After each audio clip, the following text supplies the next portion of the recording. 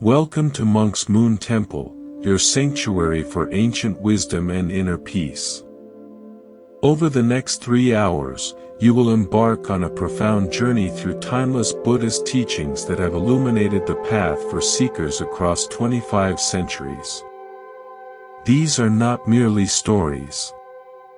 They are living keys meant to unlock deep shifts in how you move through life, meet its challenges, and uncover the lasting serenity that resides within you.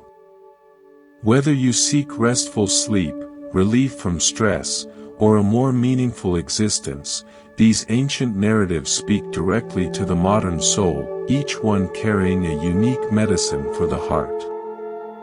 This is wisdom that turns everyday moments into gateways for growth.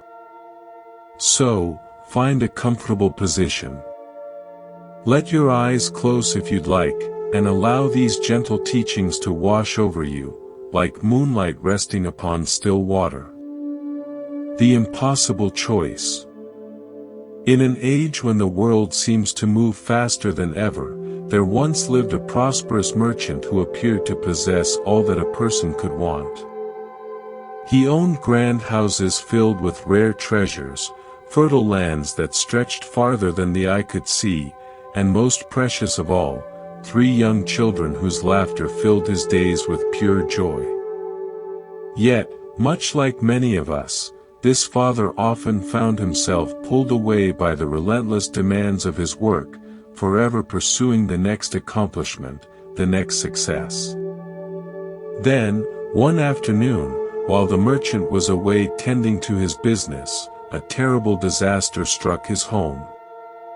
A fierce fire erupted, spreading with terrifying speed through the wooden estate. When the news finally reached the merchant, his heart felt as though it might stop. He raced back toward home, only to find the building completely engulfed in roaring flames. But what truly horrified him was the sight of his 3 children, still inside, completely absorbed in their play, utterly unaware of the mortal danger closing in around them. "Children, come out now," the father shouted with every ounce of his strength. "The house is on fire. You must get out immediately." But his desperate pleas seemed to fall on deaf ears. Enchanted by their toys, the children simply could not grasp the raw urgency in his voice. Each passing second felt like an eternity to the anguished parent. Realizing that his direct warnings were failing, the clever father remembered something that never failed to capture his children's attention. With a wisdom born from pure love, he called out to them in a new, excited tone. "Children, I have brought you something wonderful, waiting right outside. There are beautiful toy carts here, magnificent goat carts, elegant deer carts, and powerful ox carts. Come quickly, and you may choose whichever one your heart desires." The effect was immediate, almost magical. The children's eyes lit up with wonder and excitement. Without a second thought, they dropped their simple toys and raced toward the door, their hearts now pounding with anticipation, not fear. In moments, they were safely outside, breathing the fresh air and eagerly searching for the marvelous carts they had been promised. "Father, where are the carts you spoke of?" the youngest asked, looking around. The merchant smiled, his heart overflowing with gratitude and relief. From behind the house, he brought forward a single, splendid cart. But this was no ordinary toy. It was crafted from the finest materials, adorned with glittering jewels, and decorated with silk as soft as clouds. It was more magnificent than anything he had described, surpassing even their most vivid dreams. When the Buddha later shared this parable, he revealed something essential about human nature. The burning house represents our own everyday suffering, the stress, the anxiety, the chronic dissatisfaction that consumes our inner peace. Many of us, much like those children, remain unaware of the dangers that surround us. We become so absorbed in fleeting pleasures and distractions that we fail to see how our own attachments are slowly burning away our true happiness. Modern neuroscience now echoes what the Buddha taught long ago. Our brains are wired to seek immediate gratification, often blinding us to long-term consequences. The loving Father in the story represents wise guidance, whether it comes from teachers, sacred texts, or the quiet voice of our own inner wisdom. Sometimes, direct warnings about life's dangers are not enough to inspire real change. So wisdom employs skillful means, meeting us exactly where we are, speaking in a language that resonates with our current understanding. The various carts promised by the Father represent the different spiritual practices and paths that help us grow. But the magnificent final cart, the one that surpassed all description, represents something extraordinary, the discovery that genuine peace was always available to us, more beautiful and fulfilling than we ever imagined. Right now, as you listen, take one gentle breath and notice what is happening within your body. Ask yourself quietly, what burning house am I living in today? Perhaps it is a toxic relationship, a deeply stressful job, or the endless, mindless scrolling through social media. Please, do not judge yourself. Simply observe with compassion. Here is a simple practice for you to try this week. Each morning, spend just 30 seconds asking yourself, what am I so absorbed in right now that I am missing the bigger picture? Then, take 3 conscious, mindful breaths, like stepping outside the burning house of unconscious living. Notice how this simple, intentional pause can shift the course of your entire day. You are not trying to fix anything immediately. You are simply developing the awareness to see things clearly. This ancient story speaks directly to our modern predicament. We chase external achievements, the next promotion, the perfect relationship, the newest purchase, believing they will bring us lasting satisfaction. But like the children's simple toys, these pleasures often prove to be temporary distractions from a deeper, more authentic fulfillment. The Father's untruth was not a true deception. It was a compassionate guidance towards something infinitely more valuable. So when you find yourself feeling trapped in cycles of wanting and disappointment, remember the image of that magnificent cart. True contentment is not found in getting what you think you want, but in discovering the profound peace that was always available within you. The burning house of modern life, with its endless notifications, pressures, and distractions, cannot truly touch the sanctuary of awareness that you carry with you everywhere. Tonight, as you rest in the gentle rhythm of your own breath, consider this. Perhaps the escape you have been seeking is not to a different life, but to a different way of seeing the life you already have. The sound that changed everything. In a tranquil monastery nestled among whispering bamboo groves, there lived a young monk whose heart burned with a restless frustration. Day after day, he watched his fellow brothers in their spiritual practices, and instead of finding the peace he sought, he found himself increasingly consumed by irritation. Some monks moved too slowly during walking meditation, others chanted off-key during evening prayers, and still others seemed to lack the dedication he believed was essential for true enlightenment. His mind had become a battlefield where judgment and anger waged a constant war against his deepest desire for inner quiet. This was not a casual spiritual seeker. This young monk had entered the monastery with the purest of intentions, genuinely wanting to awaken, to become enlightened.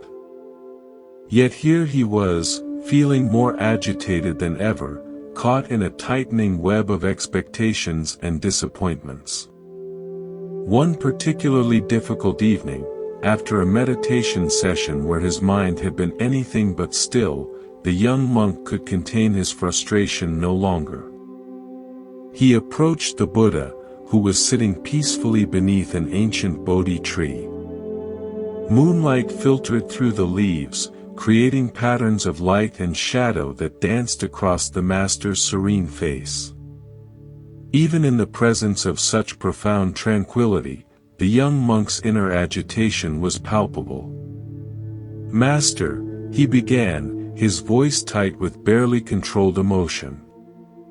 "I don't understand what is happening to me. I came here seeking peace. Yet I constantly find myself irritated by my fellow monks.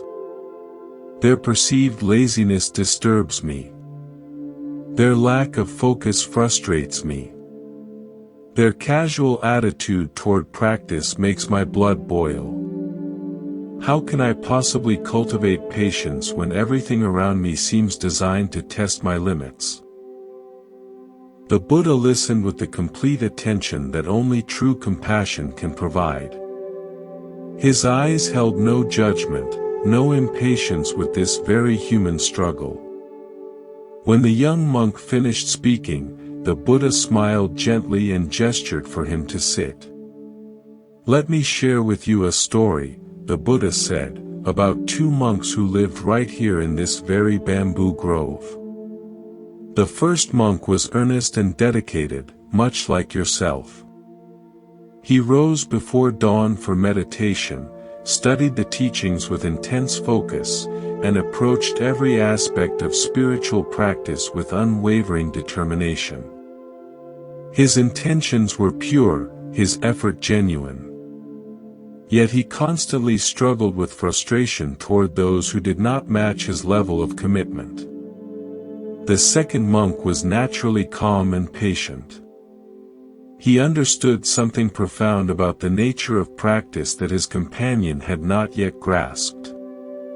One windy evening, a powerful storm swept through the bamboo grove. The wind howled through the trees, causing the bamboo stalks to creak and sway dramatically.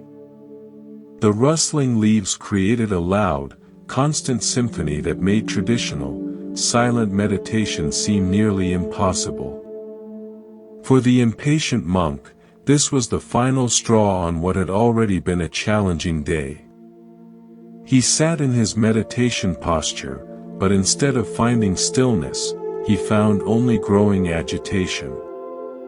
Every rustle of the bamboo felt like a personal attack on his practice. Every creak of the swaying stalk seemed to mock his efforts to find inner quiet. His jaw clenched, his shoulders tensed, and his mind filled with angry thoughts about how unfair it was that nature itself seemed to conspire against his spiritual progress.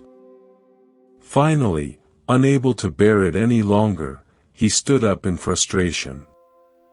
"This is impossible," he declared to his companion. "How can anyone meditate with all this noise? The wind is too strong, the bamboo too loud. I'm going to find somewhere quieter to practice. This grove has become completely unsuitable for serious meditation." The patient monk, who had been sitting in perfect stillness throughout the storm, slowly opened his eyes. His face showed no trace of the agitation that consumed his friend. Instead, there was a gentle smile playing at the corners of his mouth, the expression of someone who had just discovered something beautiful. When he spoke, his voice was as calm as still water. "My friend," he said softly, "I hear the same wind you hear, the same rustling bamboo. But I've learned something important. We don't control the wind. We can't command the bamboo to be silent. What we can control is our response to what we cannot change. The sound becomes a disturbance only when I decide to let it disturb me. Listen more carefully, he continued, his words flowing like honey. The bamboo doesn't fight the wind. It bends and sways, dancing with the storm rather than resisting it. In its flexibility, it finds strength. In its acceptance of the wind's power, it discovers grace. The same wind that agitates you has become music to me because I've learned to move with it rather than against it. Patience isn't about waiting for perfect conditions or hoping that other people will change to meet our expectations. True patience is the art of finding peace within chaos, stillness within movement, calm within the storm. When we cultivate this inner flexibility, we become like the bamboo, able to bend without breaking, to remain rooted while adapting to whatever conditions arise. This is what transforms ordinary moments into opportunities for profound wisdom. The Buddha paused in his storytelling, allowing the young monk to absorb these insights. The night air was filled with its own gentle sounds, crickets singing, leaves whispering, the distant flow of a stream. These sounds, which might have once seemed like distractions, now felt like part of a larger, harmonious symphony of existence. Modern neuroscience reveals something fascinating about patience. When we resist what is happening, our stress hormones spike, and our prefrontal cortex, the brain center for wisdom and reason, goes offline.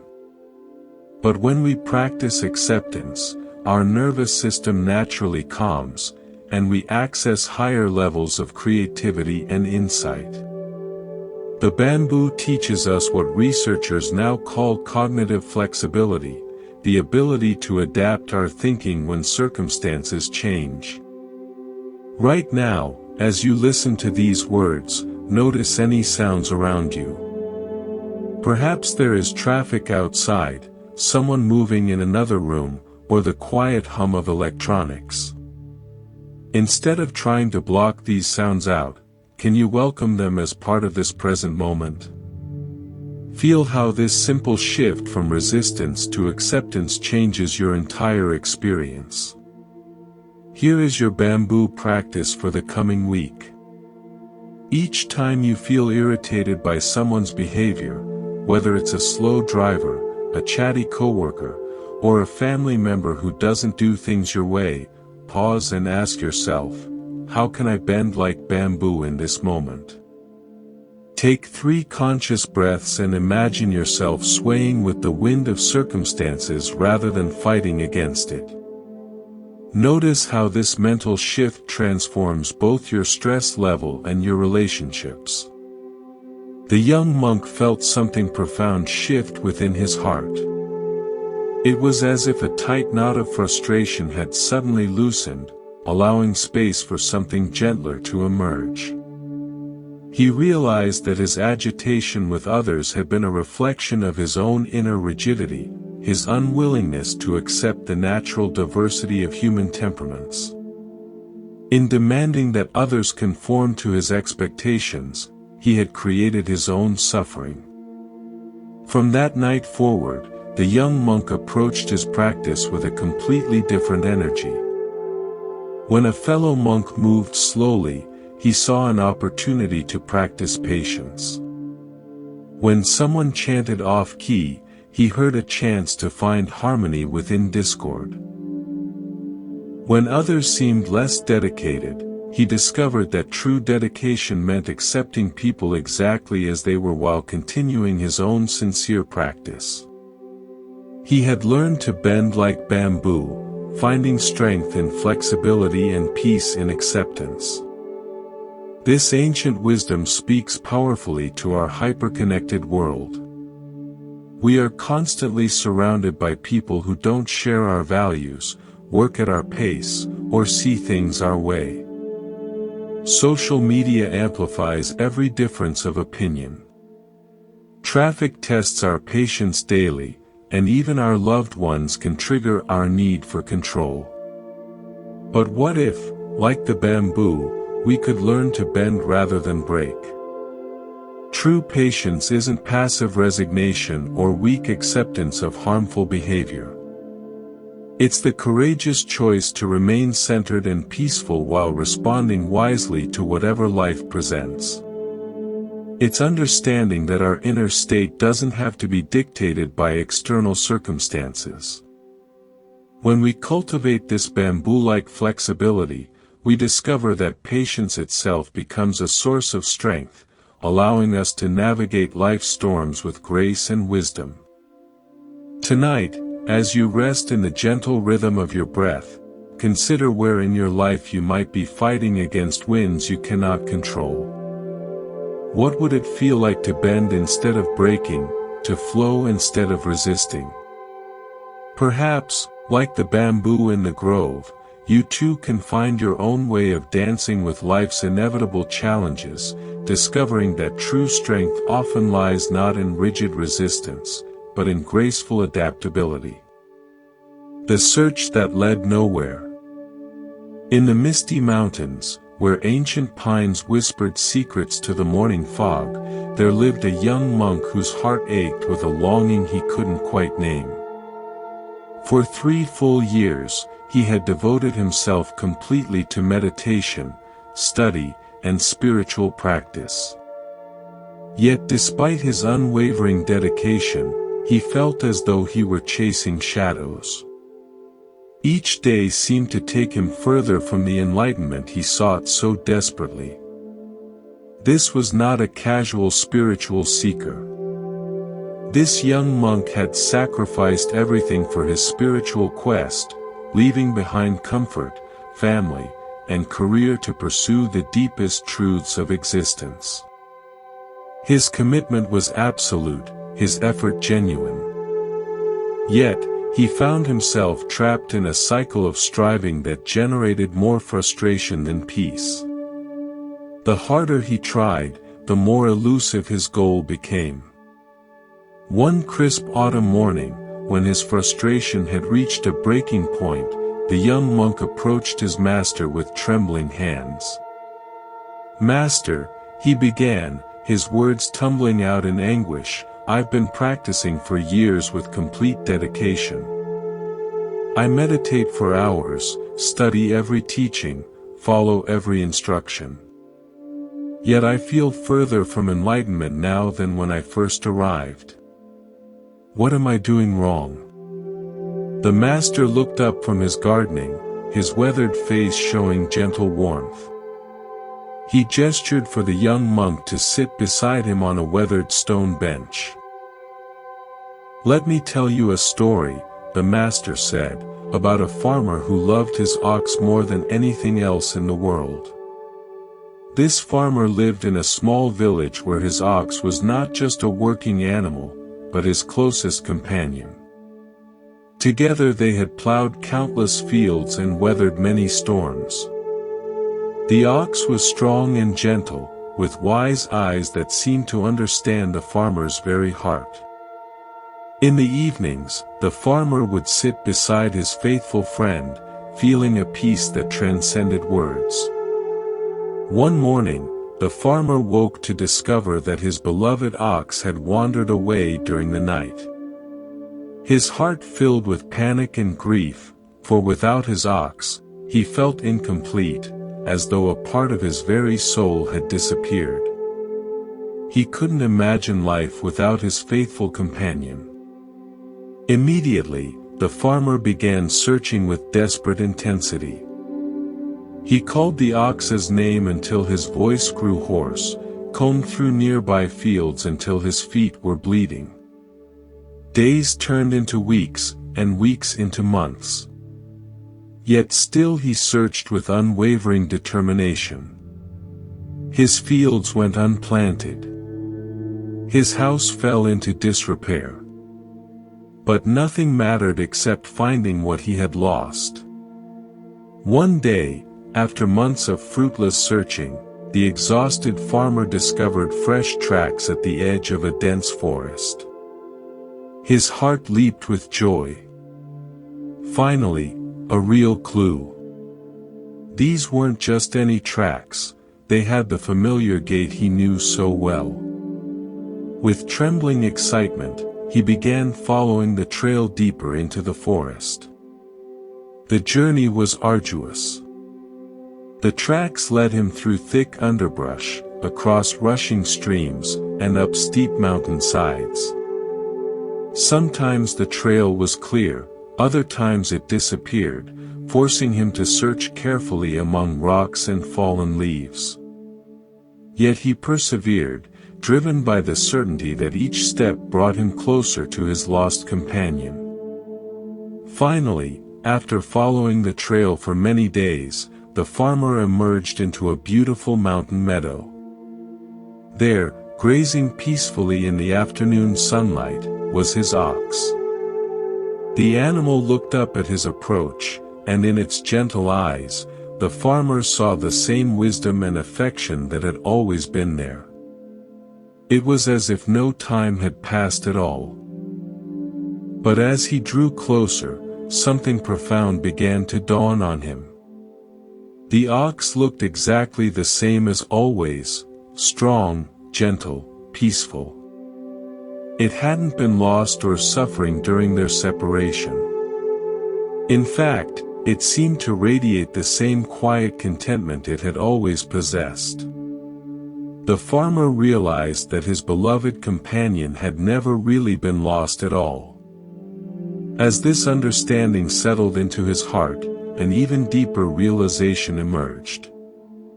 The desperate, frantic energy that had driven his search slowly dissolved, replaced by a profound sense of coming home. He sat down in the meadow beside his ox, feeling a peace deeper than any he had known before. It wasn't just that he had found his lost companion, he had rediscovered something within himself that had never actually been missing. The master paused, allowing the young monk to absorb the meaning. Modern psychology calls this the hedonic treadmill, our tendency to believe happiness lies in the next achievement, relationship, or experience. We exhaust ourselves chasing external goals, not realizing that contentment was always available in the present moment. Neuroscientists have discovered that our brains are naturally wired for seeking, but true fulfillment comes from learning to rest in being. This ox, the master continued softly, represents your true nature, your inherent peace, wisdom, and completeness. At the beginning of your spiritual journey, you felt like something precious was missing. So you began searching with great intensity, following every teaching and practice. But what if nothing was ever actually missing? Right now, the Master said, take a moment to notice your breathing. You're not making it happen. It's simply occurring naturally. This is what your essential peace is like, always present, always available, requiring no effort to maintain.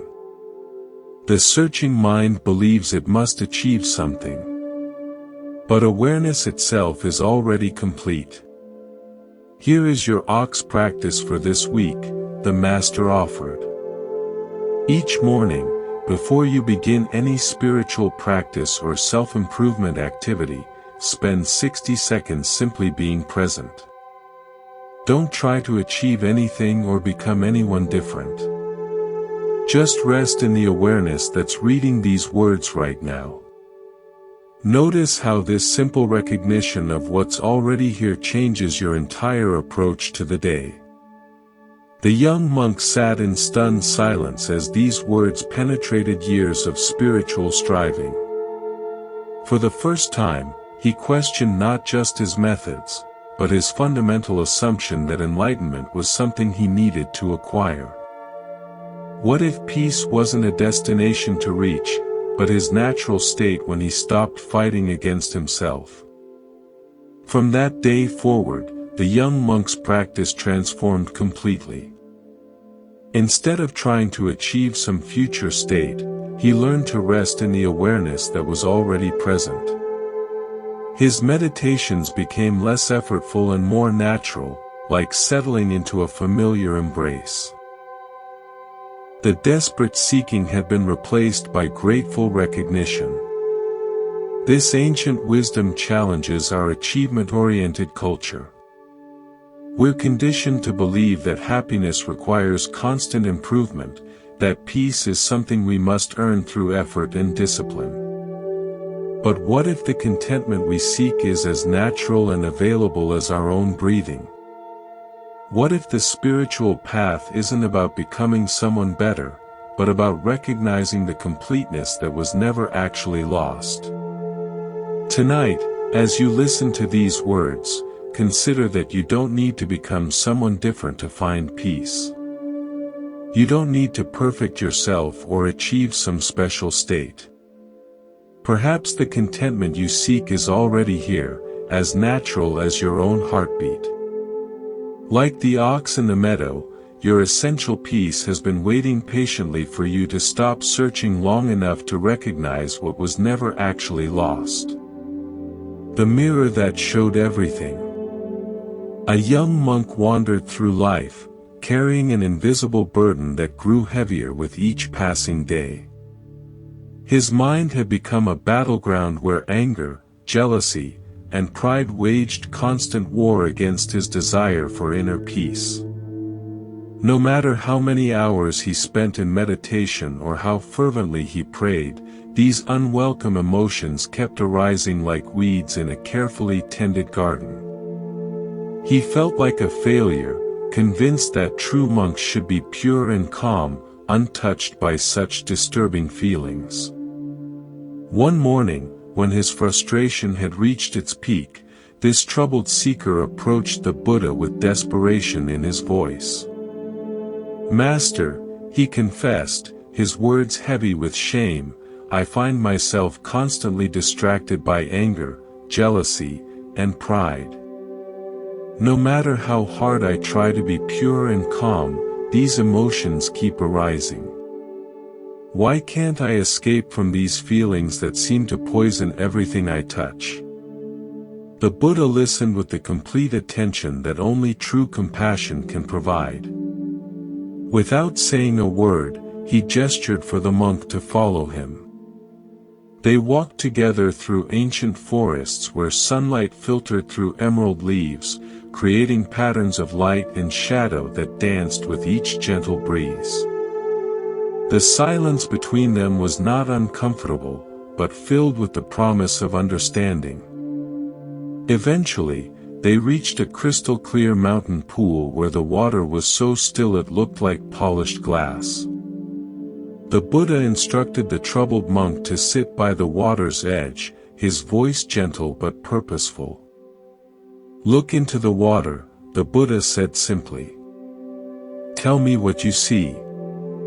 The monk leaned over the pristine surface and immediately saw his own reflection staring back at him. Every detail was perfectly clear, his worried expression, the tension in his shoulders, even the doubt that clouded his eyes. "I see myself, Master," he replied, though he wondered what significance this simple observation could possibly hold. "Good," the Buddha said with a knowing smile. "Now reach into the water and stir it with your hand. Move it vigorously, as if you're trying to chase away what you see there." The monk did as instructed, plunging his hand into the cool water and swirling it with increasing intensity. The previously mirror-like surface erupted into chaos. Ripples spread in every direction.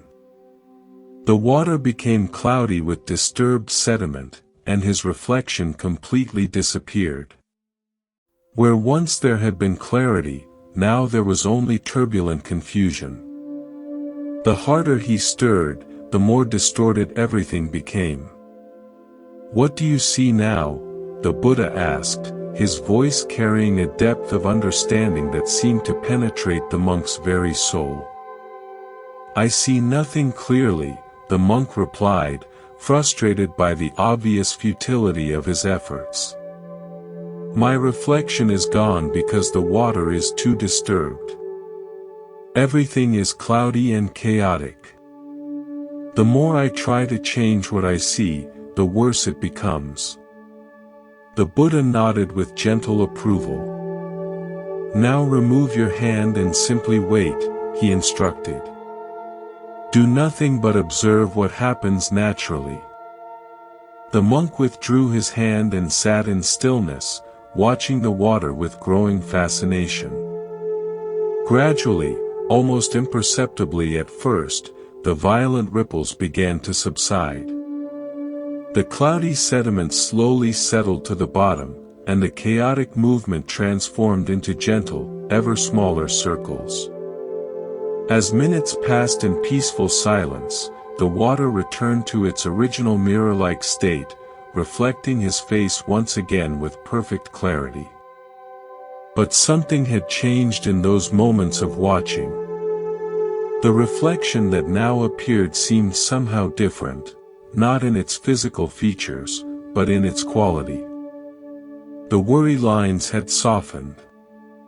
The tension had eased.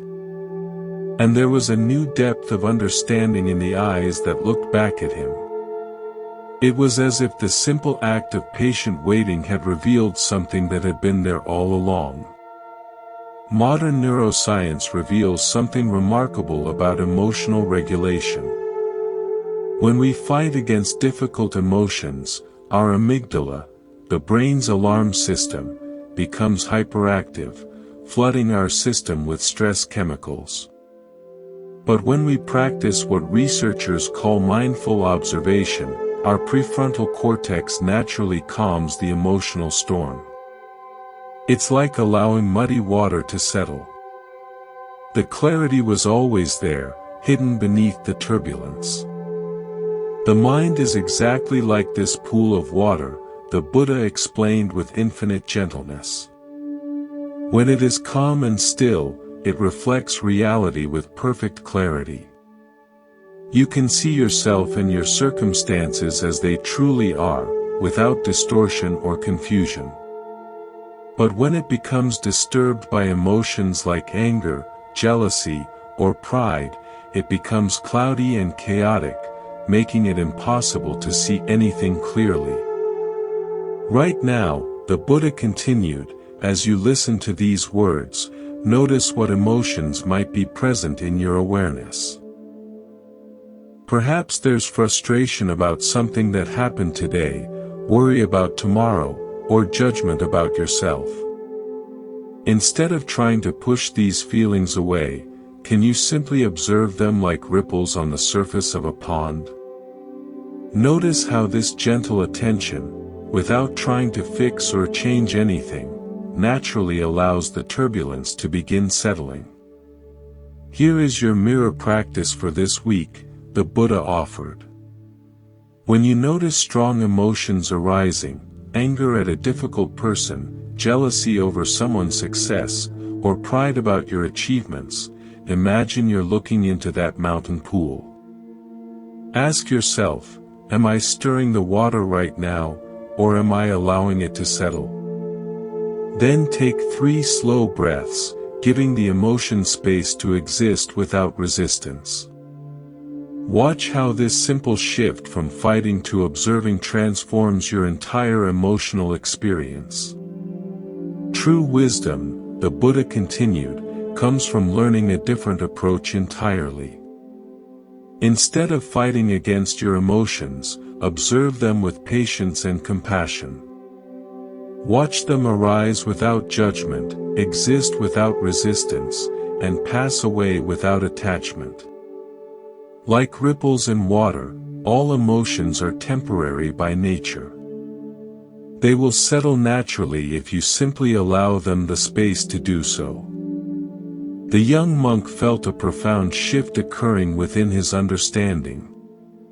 For years, he had been at war with his own mind, trying to force away any emotion that didn't match his ideal of spiritual purity. But now he began to see that this very struggle had been the source of his suffering. His emotions weren't enemies to be defeated, but natural phenomena to be understood and accepted. From that day forward, the young monk's entire approach to his inner life transformed. When anger arose, instead of fighting it, he would observe it with curious attention. When jealousy appeared, he would watch it with patient compassion. When pride surfaced, he would notice it without judgment. And gradually he discovered that these emotions, when met with awareness rather than resistance, would naturally subside like ripples returning to stillness. This ancient wisdom speaks directly to our emotionally turbulent modern world. We live in a culture that often treats difficult feelings as problems to be solved immediately, through medication, distraction, or positive thinking. Social media amplifies every emotional reaction, and we're constantly bombarded with messages that we should always feel good. But what if the solution isn't in fighting our emotions, but in learning the art of patient, compassionate observation?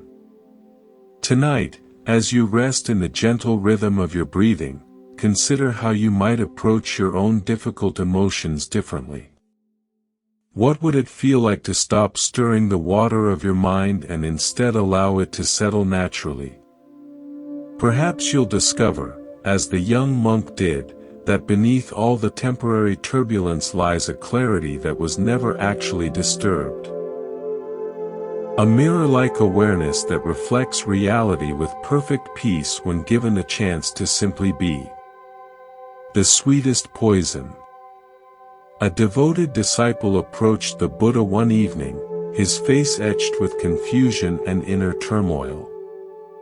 For months he had been wrestling with a question that kept him awake at night, disturbing his peace and clouding his understanding. "Master," he said, bowing respectfully, "I don't understand something fundamental about your teachings. You speak of letting go of attachments. Yet life offers us so many beautiful experiences: love, success, delicious food, comfortable homes. Are you saying we should avoid all pleasures and live like hermits?" The Buddha's eyes sparkled with understanding, recognizing the sincere confusion of someone genuinely seeking wisdom. Instead of answering directly, he gestured for the disciple to walk with him through the moonlit forest. "Let me share with you a story," the Buddha said, his voice carrying the gentle authority of profound insight, about a hunter who understood the art of patient deception. This hunter was known throughout the region for his cunning and skill. Unlike other hunters who relied on force or speed, he had mastered the subtle art of temptation. He understood that the most effective traps weren't built with sharp teeth or heavy nets, but with irresistible bait. His secret weapon was honey, pure, golden, impossibly sweet honey that could draw any creature from miles away. One morning, the hunter ventured deep into the forest where a magnificent deer had been spotted. This wasn't an ordinary animal. It was graceful, intelligent, and incredibly cautious. Previous hunters had failed to capture it because they had tried to overpower it with brute force. But this hunter knew that the most powerful trap is one the victim walks into willingly. He found a fresh green leaf and carefully spread a thin layer of honey across its surface. The honey gleamed like liquid gold in the dappled sunlight, its aroma sweet and enticing. But hidden within this natural candy was a deadly poison, colorless, odorless, and completely undetectable. To any passing creature, this would appear to be nothing more than nature's perfect gift. The hunter placed the leaf along a well-traveled forest path and retreated to watch from behind the trees. Hours passed in patient silence until finally the beautiful deer emerged from the undergrowth. It moved with natural grace, alert to every sound and scent, its survival instincts honed by years of avoiding danger. Yet when the sweet aroma of honey reached its nostrils, something shifted in its careful demeanor. The deer approached the leaf cautiously, its natural wisdom warring with the powerful allure of the unexpected treat. It circled the offering several times, testing the air for any sign of danger. Finding nothing alarming, it tentatively extended its tongue and took the smallest possible taste.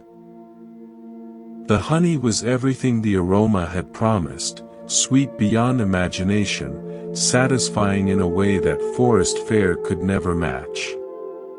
Overcome by the exquisite flavor, the deer abandoned its caution and consumed the entire leaf.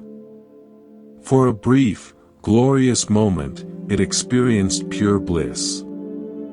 But within minutes, the hidden poison began its deadly work. The magnificent creature collapsed, its life ending not through violence or struggle, but through the very pleasure it had sought. The Buddha paused in his story, allowing the weight of the metaphor to settle into his disciples' understanding. Modern psychology calls this hedonic adaptation, our tendency to quickly return to baseline happiness despite positive experiences. Neuroscience reveals that pleasure-seeking actually rewires our brains, requiring ever-increasing stimulation to achieve the same satisfaction. What begins as innocent enjoyment can gradually become a prison of endless craving. This honey, the Buddha explained gently, represents the pleasures of the world. They appear sweet and satisfying, promising happiness and fulfillment. Many of these experiences are genuinely beautiful. There's nothing inherently wrong with love, success, or comfort. But hidden within attachment to these pleasures is a subtle poison that slowly destroys our peace. Right now, the Buddha continued, think of something you really enjoy.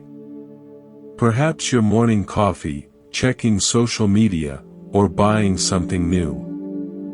Notice how the anticipation feels almost better than the actual experience. Then observe what happens after the pleasure fades. Do you feel satisfied, or do you immediately begin craving the next hit of that same pleasure? Here is your honey practice for this week, the Buddha offered.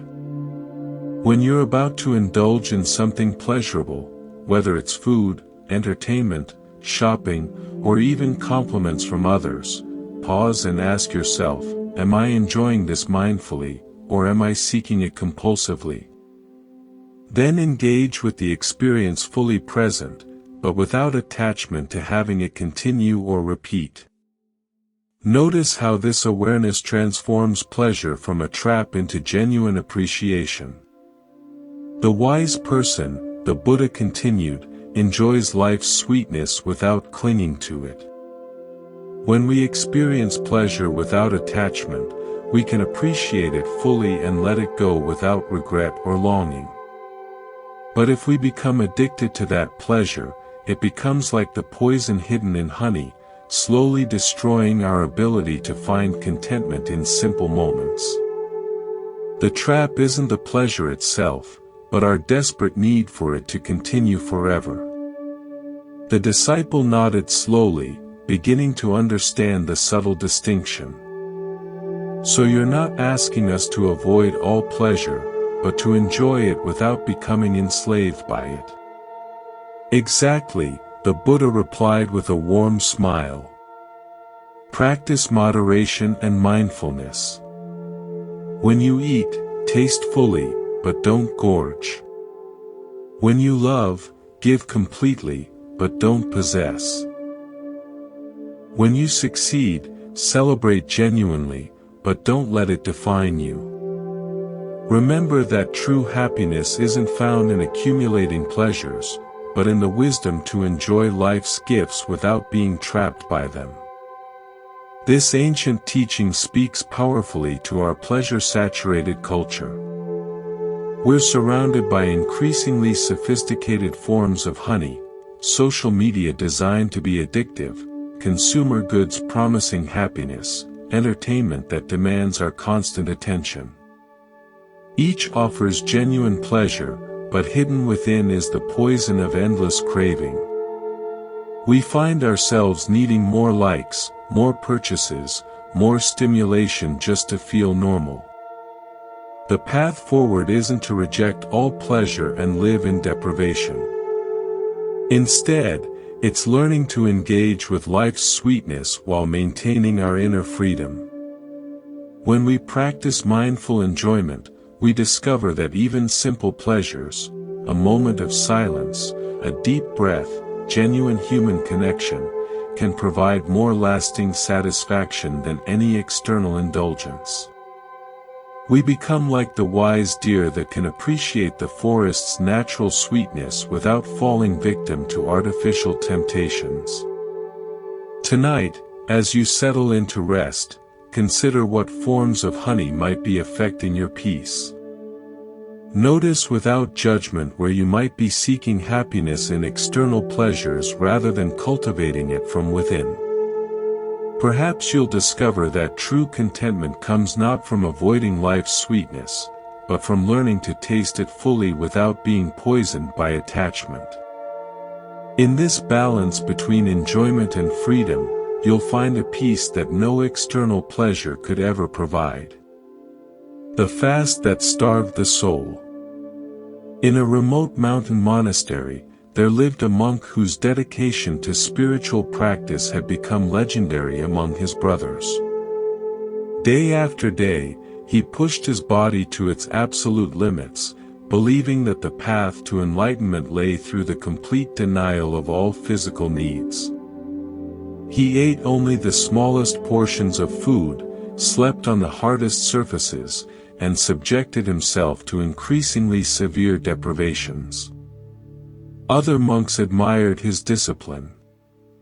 Yet, something profound was missing from his practice. This monk's fasting had become extreme beyond all reason. He would go for days consuming nothing but water, his body growing thinner and weaker with each passing week. His skin stretched tight over protruding bones. His eyes sank deep into their sockets, and his movements became slow and labored. Yet he remained convinced that by punishing his flesh, he was purifying his spirit and drawing closer to the divine.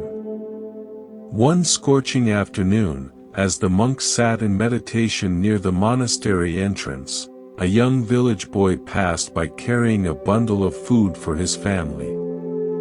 The child noticed the monk's frighteningly gaunt appearance and stopped, his innocent eyes filled with genuine concern. "Sir," the boy asked, with the directness that only children possess, "why are you so thin and tired? Have you not eaten?" The contrast between the child's healthy glow and the monk's skeletal frame was startling. The monk looked down at the boy with hollow eyes that held both pride and exhaustion. "I am fasting to free myself from worldly desires," he replied in a voice barely above a whisper. "Food is a source of attachment, and by abstaining from it, I hope to reach enlightenment. The body's needs distract us from spiritual truth, so I deny them completely." The young boy's face showed confusion mixed with compassion.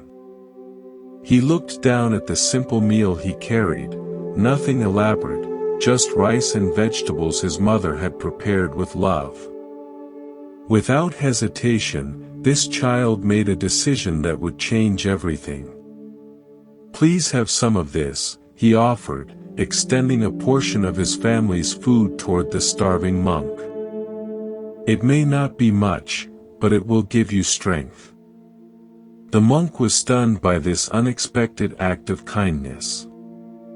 His rigid mind, so focused on self-denial, struggled to process this simple gesture of human compassion. Here was a child, untrained in spiritual practices, offering freely what the monk had been denying himself for months. Something in the boy's earnest eyes melted a barrier the monk hadn't even known he'd built around his heart. After a long moment of internal struggle, the monk accepted a small portion of the offered food. As he chewed slowly, savoring not just the nourishment but the love with which it had been given, he felt something he hadn't experienced in months. It wasn't just physical energy returning to his depleted body. It was a warmth in his heart, a reconnection to the human family he had isolated himself from. Tears began to flow down his sunken cheeks as he realized what he had been missing. Modern research reveals something crucial about extreme self-deprivation. When we deny basic needs, our brains enter survival mode, actually making us less capable of empathy, creativity, and spiritual insight. Studies show that moderate self-care enhances our ability to serve others, while extreme asceticism often leads to spiritual pride and isolation. The middle way between indulgence and deprivation creates the optimal conditions for both physical health and spiritual growth. That evening, the monk sought out the Buddha to share his profound realization. "Master," he said, his voice stronger now after accepting nourishment, "I thought I was advancing spiritually by denying my body completely. But today, a child showed me something I had forgotten, the importance of compassion, both for others and for myself.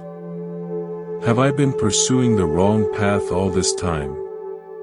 The Buddha listened with infinite patience, then smiled with the warmth of someone who had anticipated this moment. "Tell me," he said gently, "if a bird tried to fly with only one wing, how far would it travel?"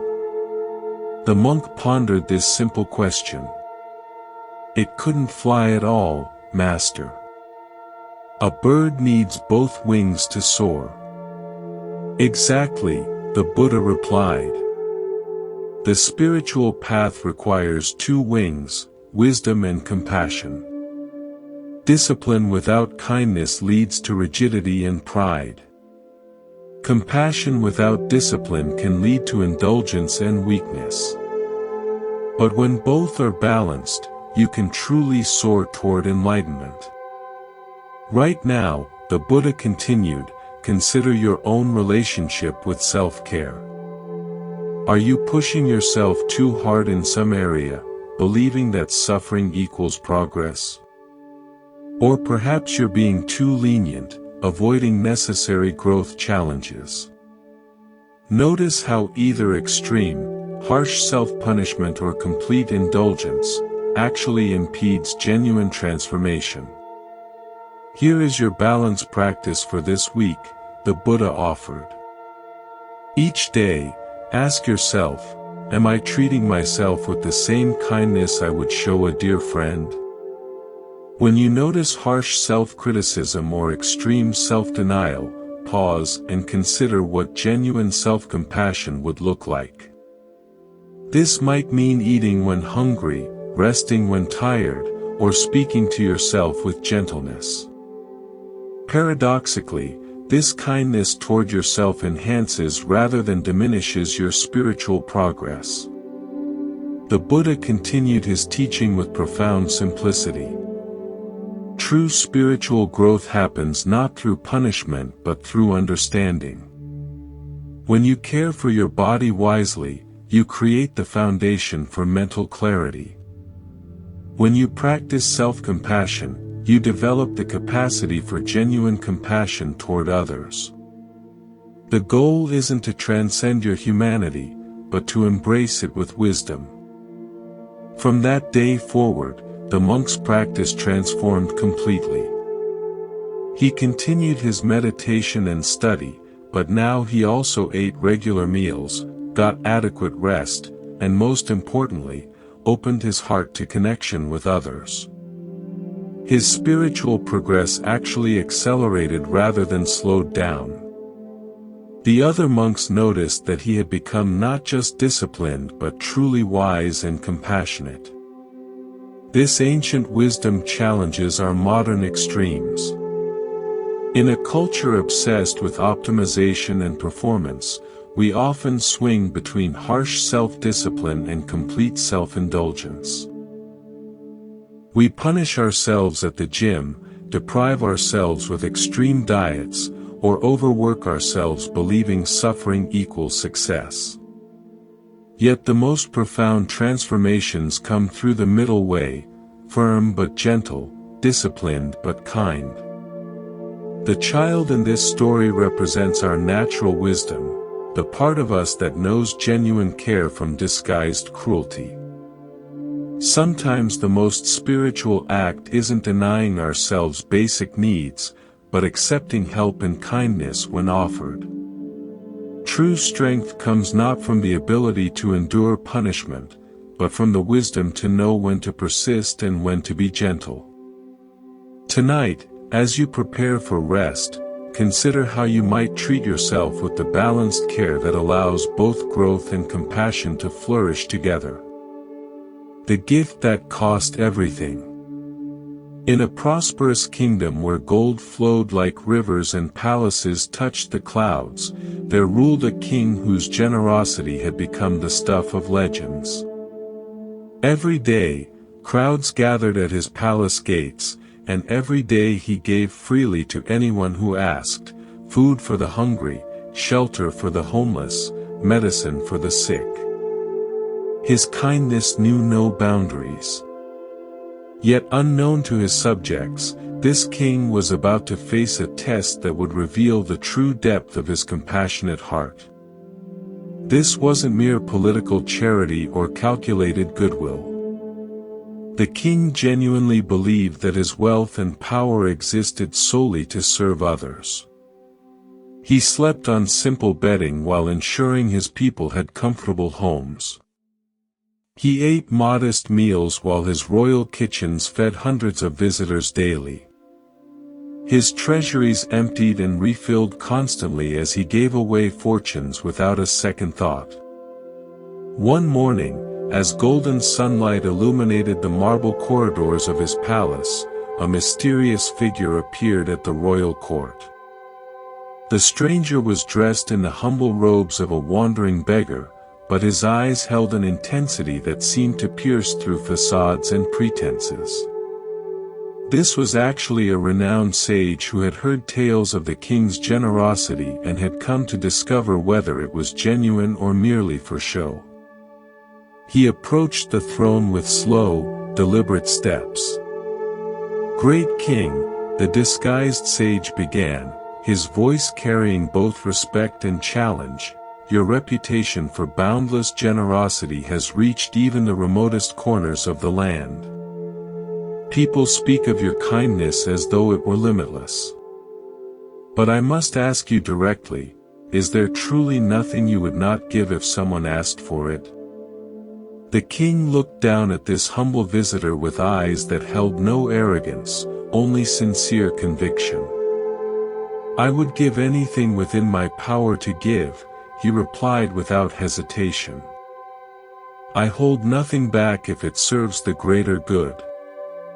My wealth, my kingdom, even my comfort, all of it exists to help others. What is a king if not a servant of his people?" The sage's eyes narrowed slightly as he prepared to test the very foundations of this claim. "Your words are beautiful, noble king," he said slowly. "But words are easy when they cost nothing. If your generosity is truly boundless, then prove it. I ask for your most precious possession, your life itself. Will you give that to me?" A profound silence fell over the royal court. Courtiers gasped, guards tensed, and advisors exchanged worried glances. This was no longer a simple request for charity. This was a demand that challenged the very nature of existence. Yet the king's response came without a moment's hesitation, his voice steady and clear. "If my death would serve a greater purpose and help others, then yes, I would gladly surrender my life," the king declared.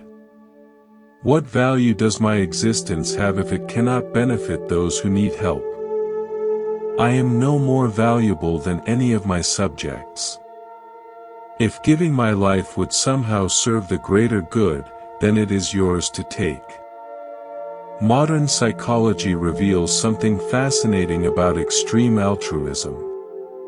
Studies show that people who are willing to sacrifice for others actually experience greater life satisfaction and mental health.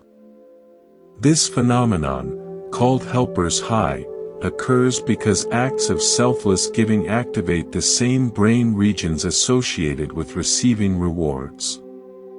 True generosity creates a positive feedback loop that enhances rather than diminishes our own well-being. The sage was astounded by the king's unwavering sincerity. This wasn't bravado or political posturing. It was the genuine response of someone who had transcended the normal boundaries of self-interest. But he pressed further, needing to test whether this was momentary courage or deep conviction. "Then prove your words with action," the sage demanded. "Prepare yourself for death right now." Without flinching, the king rose from his throne and called for a ceremonial blade. As word spread through the palace, his subjects came running, tears streaming down their faces. "Please, your majesty," they pleaded, "don't leave us. We need your guidance, your protection, your wisdom. How can you abandon those who depend on you?" The king looked upon his weeping people with infinite tenderness. "My dear friends," he said, his voice carrying both strength and compassion, "I have lived my entire life in service to you. If my death is now requested and could serve some greater purpose, then it is my honor to give it. True love sometimes requires the ultimate sacrifice." Right now, the Buddha's voice interjects in our story. Consider what you hold most precious in your life. Perhaps it's your reputation, your relationships, your dreams, or simply your sense of security. What would it feel like to hold these treasures lightly, willing to release them if it would truly serve others? This doesn't mean being reckless with your life, but examining how attachment to our possessions and identity can limit our capacity for genuine love. Here is your generosity practice for this week. The teaching continues. Each day, identify one thing you're holding too tightly. Perhaps your need to be right, your desire for recognition, or your attachment to a particular outcome. Practice releasing your grip on this attachment even just slightly. Notice how this letting go doesn't diminish you, but actually creates more space for joy and connection. True generosity begins with loosening our desperate grasp on what we think we need to be happy. As the king prepared for what he believed would be his final moments, something extraordinary happened. The beggar threw off his disguise, revealing himself as the sage he truly was. His face shone with admiration and deep respect. "Noble king," he declared, "I do not want your life. I wanted only to witness whether your generosity was authentic or performed for others to see. You have shown me the rarest quality in human existence, a heart truly free from selfish attachment." The sage continued, his voice filled with wonder. "Most people give only what they can afford to lose. You were prepared to give what you could not afford to lose. This is the difference between charity and true compassion.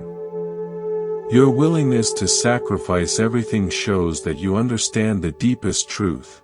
We find our greatest fulfillment not in holding on to life, but in offering it freely for the benefit of others.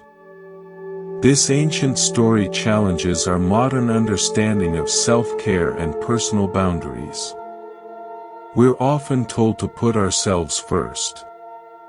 Yet the deepest satisfaction comes from moments when we transcend narrow self-interest. The king's willingness to give everything wasn't self-destructive, it was the natural expression of a heart that had discovered its connection to all life. When we truly understand that our well-being and others' well-being are inseparable, generosity becomes not a burden but a joy. Tonight, as you reflect on this tale of ultimate generosity, consider how you might live with greater openness and less attachment. What would change in your daily life if you truly believed that giving enhances rather than diminishes your own happiness? Perhaps you'll discover that the path to genuine fulfillment lies not in accumulating and protecting, but in sharing freely the gifts you've been given. The tree that taught time. Deep in the mountains where mist danced between ancient peaks, a young monk arrived at his monastery burning with impatience. His heart raced with spiritual ambition. His mind churned with questions about enlightenment, and his entire being vibrated with the urgent need to achieve something profound. He had read every sacred text, memorized countless teachings, and practiced meditation with fierce intensity. Yet despite all his efforts, the peace he sought remained frustratingly elusive. Every morning, this eager seeker would approach his master with the same desperate question. "When will I reach enlightenment?" he would ask, his voice tight with barely contained frustration. "I've been practicing for months now with complete dedication. I follow every instruction, attend every teaching session, meditate for hours each day. Why do I still feel so far from understanding?"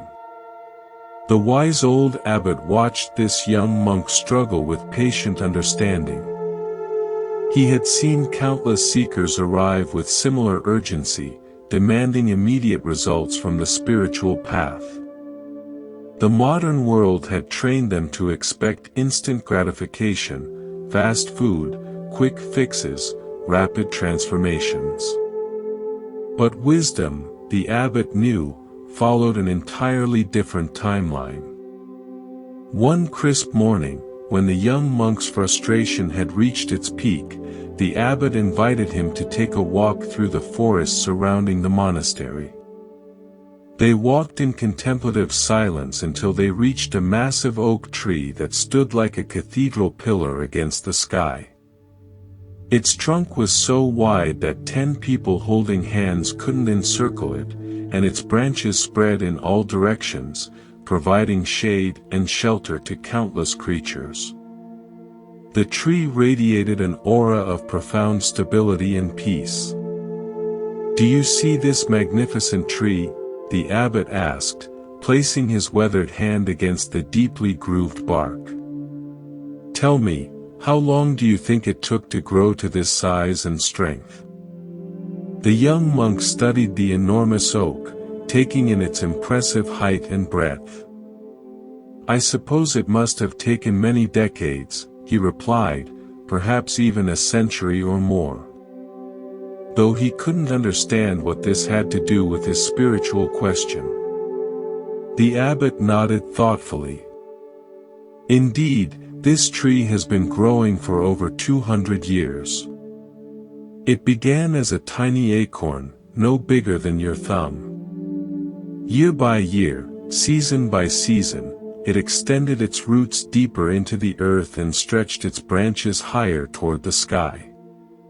It weathered countless storms, endured years of drought, and persevered through harsh winters when growth seemed impossible. But here's what's remarkable, the abbot continued, his voice carrying the weight of deep understanding. This tree never once grew frantically. It never pushed itself to grow faster than its natural rhythm. It simply remained present to each moment, drawing nourishment from the soil, reaching toward the light, responding to the changing seasons with perfect patience. Its strength comes precisely from this unhurried, steady growth. Modern neuroscience reveals something profound about how lasting change occurs in our brains. Neural pathways that support deep transformation require time to develop and strengthen. Rushing the process actually impedes progress, while patient consistency allows new patterns of thinking and being to become permanently established. Like the tree's growth rings, wisdom develops layer by layer, each experience adding depth and resilience to our understanding. The abbot gestured for the young monk to sit beneath the tree's vast canopy. Your spiritual journey is exactly like this tree's growth, he explained gently. Enlightenment cannot be forced or hurried. It unfolds naturally when we provide the right conditions, regular practice, patient persistence, and acceptance of our current stage of development. The more you grasp after quick results, the more you disturb the natural process of awakening. Right now, the abbot continued, notice your own relationship with time and growth. Are you pushing yourself impatiently toward some goal, believing that urgency will accelerate your progress? Take a deep breath and feel yourself settling into this present moment. Like the tree, you're growing even when you can't see immediate evidence of change. Here is your tree practice for this week, the abbot offered. Each morning, spend 2 minutes simply being present without trying to achieve anything. Imagine yourself as a tree, drawing nourishment from this moment while remaining open to natural growth. When impatience arises, remind yourself that the most powerful transformations happen gradually, below the surface of consciousness. Trust that consistent presence creates the perfect conditions for wisdom to emerge naturally. The tree teaches us about the power of patient presence, the abbot continued, running his fingers along the textured bark. See how deeply its roots extend into the earth. These roots weren't established overnight. They grew slowly, steadily, finding nourishment and stability in the depths.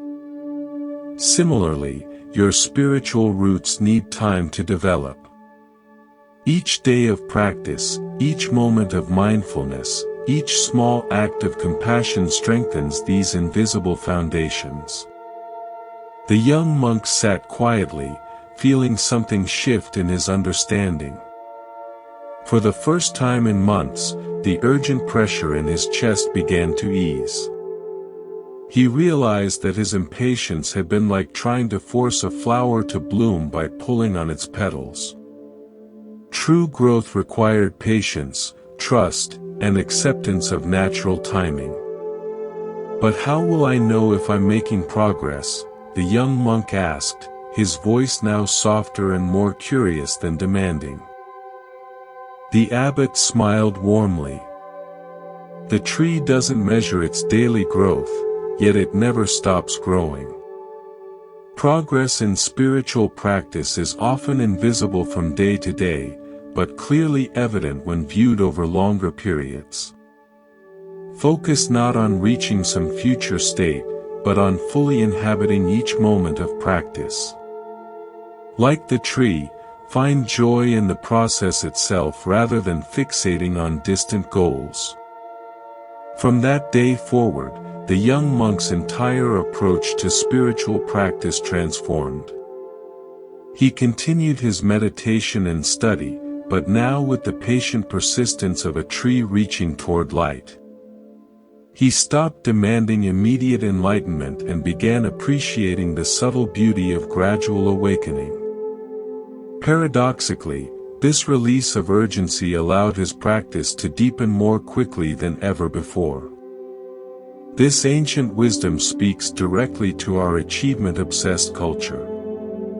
We live in a world of instant everything, fast internet, rapid delivery, quick fixes for complex problems. Yet the most meaningful transformations in life follow natural rhythms that cannot be rushed. Whether we're developing relationships, building skills, or growing in wisdom, patience with the process often proves more valuable than intensity of effort.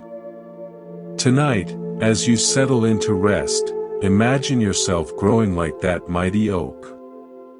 Feel your roots extending deeper into wisdom, your branches reaching higher toward understanding. Trust that every moment of sincere practice adds another ring of growth to your developing wisdom. In this patient acceptance of natural timing, you'll discover that the journey itself becomes the destination. The man who had everything and nothing. There once lived a merchant whose wealth could have purchased entire kingdoms. His warehouses overflowed with silks from distant lands.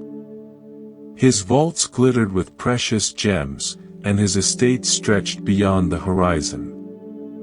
Servants attended to his every need, and nobles competed for invitations to his lavish banquets. Yet, despite possessing everything the world considered valuable, this man carried within his chest a hollow ache that no amount of gold could fill. Each morning, the merchant would wake in his silk-draped chamber and feel the familiar emptiness gnawing at his soul. He would walk through rooms filled with priceless artifacts, past gardens where exotic flowers bloomed in perfect rows, and still feel as though something essential was missing. His meals, prepared by the finest chefs, tasted like ash in his mouth. His entertainment, provided by the most talented performers, felt hollow and meaningless. The wealthy man had heard whispers about a wise monk who possessed an extraordinary understanding of life's mysteries. People spoke of this teacher's ability to help others find genuine peace and happiness. Desperate for answers, the merchant decided to seek out this monk, hoping that perhaps spiritual wisdom could provide what material abundance had failed to deliver. He prepared for the journey with his usual extravagance, loading a caravan with gifts and provisions. When the merchant finally found the monk, he was surprised by what he encountered. The teacher sat peacefully beneath a simple tree, wearing humble robes and possessing nothing but a wooden bowl and a few worn texts. Yet there was something in the monk's presence that the merchant's wealth had never provided, a deep contentment that seemed to radiate from within. This poor man possessed a richness that all the merchant's treasures couldn't match. "Revered teacher," the merchant began, bowing respectfully despite his higher social status, "I have everything a person could wish for, wealth beyond measure, status, luxury, and comfort. Yet I feel an emptiness that grows stronger each day. I've tried to fill this void with more possessions, grander experiences, and greater achievements. Nothing works. Can you help me understand why I remain so deeply unsatisfied?" The monk listened with complete attention, his eyes reflecting a compassion that seemed to see directly into the merchant's heart. "I can indeed help you," the monk replied with a gentle smile. "But first, I must grant you 3 special wishes. These are not ordinary wishes. They carry the power to transform your understanding completely. Think carefully before you speak, for each wish will teach you something profound about the nature of happiness." The merchant's eyes lit up with excitement. Here was exactly what he'd been seeking, magical solutions to his persistent problems. He pondered for several moments, then made his first wish with complete confidence. "I wish to be free from all my worries and troubles," he declared. "Surely without these burdens, I will finally find peace." The monk closed his eyes in silent meditation, then nodded solemnly. "Your wish is granted," he said softly. "Return home and observe your mind carefully over the coming days." The merchant hurried back to his estate, filled with anticipation. But as days passed, he noticed something puzzling. His mind continued producing the same worried thoughts about business deals, family relationships, and future security. The familiar anxieties still arose whenever he faced challenges or uncertainties. Frustrated and confused, he returned to the monk. "The wish didn't work," the merchant complained. "I still worry about everything, my investments, my reputation, my health. Nothing has changed." Modern neuroscience explains what the merchant was experiencing. Our brains are evolutionarily wired to anticipate problems and seek security. Worry isn't an external force that can be magically removed, it's a natural function of human consciousness. True freedom from worry comes not through elimination but through changing our relationship with uncertain thoughts. The monk smiled knowingly. Worries don't disappear simply because we wish them away. They arise from our attachment to controlling outcomes we cannot control. Real peace comes from understanding that uncertainty is life's natural state and learning to rest comfortably within that uncertainty. Feeling somewhat foolish but still hopeful, the merchant made his second wish. "Then I wish to be free of all my desires. If wanting things makes me restless, I'll eliminate wanting altogether." Again the monk granted the wish through silent meditation. The merchant returned home determined to suppress all desires. But he quickly discovered that wanting arose as naturally as breathing. He still desired good food when hungry, comfort when tired, and success in his endeavors. Fighting against these natural impulses only created more internal conflict. Back at the monk's tree, feeling more frustrated than ever, the merchant demanded an explanation. Why do these wishes fail to work? Desires, like worries, are part of human nature, the monk explained patiently. Trying to eliminate them by force is like trying to stop a river from flowing. Wisdom lies not in destroying desire, but in understanding its impermanent nature and not being enslaved by it. The merchant sat quietly, beginning to sense a pattern in these failures. Something deeper was being revealed about the nature of his seeking. For his final wish, he chose carefully. "I wish to understand myself," he said with new humility. "I want to see clearly why I remain restless despite having everything I thought I wanted." The monk's eyes sparkled with approval. "Now you have made a truly wise wish," he said warmly.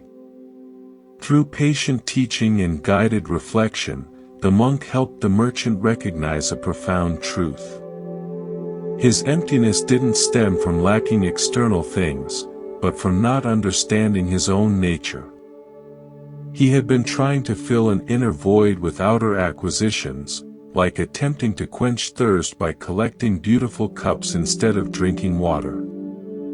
"Here is your understanding practice," the monk offered. "Notice when you feel that familiar sense of something missing.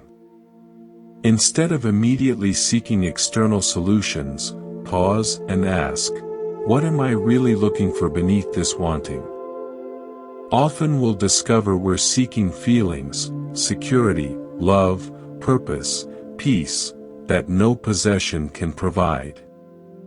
These treasures are already available within our own awareness. The merchant's transformation wasn't about acquiring new insights, but recognizing what had always been present. His wealth remained the same, his circumstances unchanged, but his relationship to them shifted completely. He discovered that contentment wasn't a goal to achieve, but his natural state when he stopped constantly reaching for something else. Returning to his estate, the merchant found that his possessions now felt like tools rather than sources of identity. Food satisfied hunger without promising eternal happiness. Success brought pleasure without becoming a desperate need. The hollow ache had been filled not by adding something new, but by recognizing the completeness that was always already there. What strikes you most about this merchant's journey? Perhaps it's the recognition that our deepest longing isn't for more experiences, but for the peace that comes from truly knowing ourselves. In a world constantly selling us solutions to problems we didn't know we had, this ancient wisdom points toward the treasure that requires no purchasing, the contentment of understanding our own complete nature. The beggar who owned everything. A man shuffled through the dusty streets of the village, his clothes patched and worn, his bare feet calloused from walking endless miles in search of work. He owned nothing except the threadbare garments on his back and a small clay bowl for collecting food. Other villagers averted their eyes when he passed, as if poverty might be contagious. Yet this beggar was about to receive a lesson that would transform his understanding of wealth forever. Word had spread that the Buddha himself was teaching in a nearby grove, and people from across the region were gathering to hear his wisdom. The beggar, despite feeling unworthy among the well-dressed crowds, found himself drawn to the teacher's presence. Perhaps, he thought, even someone as lowly as himself might benefit from hearing these sacred teachings. He approached hesitantly, keeping to the edges of the assembled crowd. As the teaching concluded and people began to disperse, the beggar surprised himself by approaching the Buddha directly. His voice trembled with both reverence and desperation as he spoke. "Blessed One, I am the poorest man in this village. I own nothing in this world and struggle daily just to survive. Can you give me something, anything that might relieve my suffering and help me find some measure of peace?" The Buddha looked at this humble man with eyes that seemed to see far beyond surface appearances. Instead of offering the expected response, perhaps food, money, or simple comfort, the Buddha asked an unexpected question. "Tell me, friend, what do you already possess?" The beggar's face showed genuine confusion. "Nothing, blessed one. I have no land, no money, no home, no possessions of any kind. I am completely empty-handed." He held up his worn palms as if to demonstrate their emptiness. But the Buddha wasn't finished with his inquiry. "Do you have your eyes?" he asked gently. "Well, yes, of course I do," the beggar replied, puzzled by such an obvious question. "And would you trade those eyes for a chest filled with gold?" the Buddha continued. "Think carefully. Someone offers you immense wealth in exchange for your sight. Would you accept such a bargain?" The beggar recoiled at the suggestion. "Never," he exclaimed. "Without my eyes, I couldn't see the beauty of sunrise, the faces of kind people, or find my way in the world. No amount of gold could replace the gift of sight." For the first time in the conversation, his voice carried conviction rather than desperation. The Buddha nodded approvingly and continued his gentle questioning. What about your hands? Would you trade them for a magnificent palace with hundreds of servants? Again, the beggar shook his head vigorously. My hands allow me to touch, to work, to express kindness through gesture. They're how I connect with the world around me. I could never give them up, no matter what palace was offered. Something was beginning to shift in his understanding, though he couldn't yet name what it was. And your legs? The Buddha asked. Would you surrender your ability to walk for an entire kingdom to rule? The beggar found himself laughing despite his circumstances. What good would ruling a kingdom be if I couldn't walk through it, couldn't move freely, couldn't experience the simple joy of putting one foot in front of the other? These legs have carried me across countless miles through good times and bad. They're more valuable than any crown. His voice grew stronger with each response. Modern research reveals something profound about how we perceive wealth. Psychologists have discovered that people consistently undervalue what they already possess while overestimating the happiness that new acquisitions will bring. This hedonic adaptation blinds us to the extraordinary gifts we experience every moment.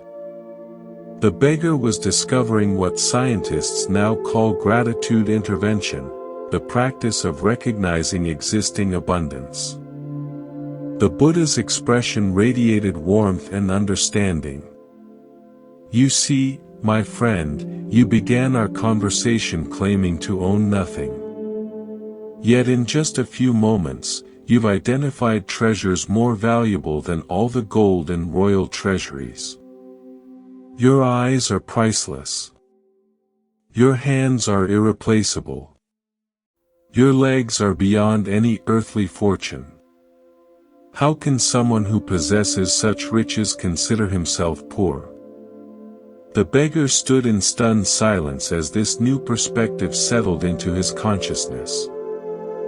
For his entire life, he had measured wealth by what he lacked rather than appreciating what he possessed. He had focused so intently on his empty pockets that he'd never noticed his full body. The realization was both humbling and liberating. But what about my mind? The Buddha continued. Your ability to think, to learn, to feel compassion, to experience wonder. Could any material treasure compare to the consciousness that allows you to understand these very words? The beggar's eyes widened as he grasped the full magnitude of what was being revealed. Here is your wealth recognition practice, the Buddha offered. Right now, place one hand on your chest and feel your heartbeat. This miraculous organ has been working tirelessly to keep you alive since before you were born. Take a conscious breath and appreciate your lungs' automatic function. Look around and notice how your eyes instantly process colors, shapes, and distances. You possess technologies more sophisticated than anything humans have ever created. The Buddha's teaching continued with gentle precision. True poverty isn't the absence of material possessions. It's the inability to recognize the abundance we already carry. When we learn to appreciate our inherent gifts, we discover a wealth that cannot be stolen, lost, or diminished. This recognition transforms not our circumstances, but our entire relationship to those circumstances. The beggar felt tears streaming down his weathered cheeks. These weren't tears of sadness, but of profound gratitude. He understood now that he had been living like someone dying of thirst while standing in a flowing river. The abundance had always been there, he simply hadn't known how to see it. From that moment forward, the beggar's daily experience underwent a complete transformation.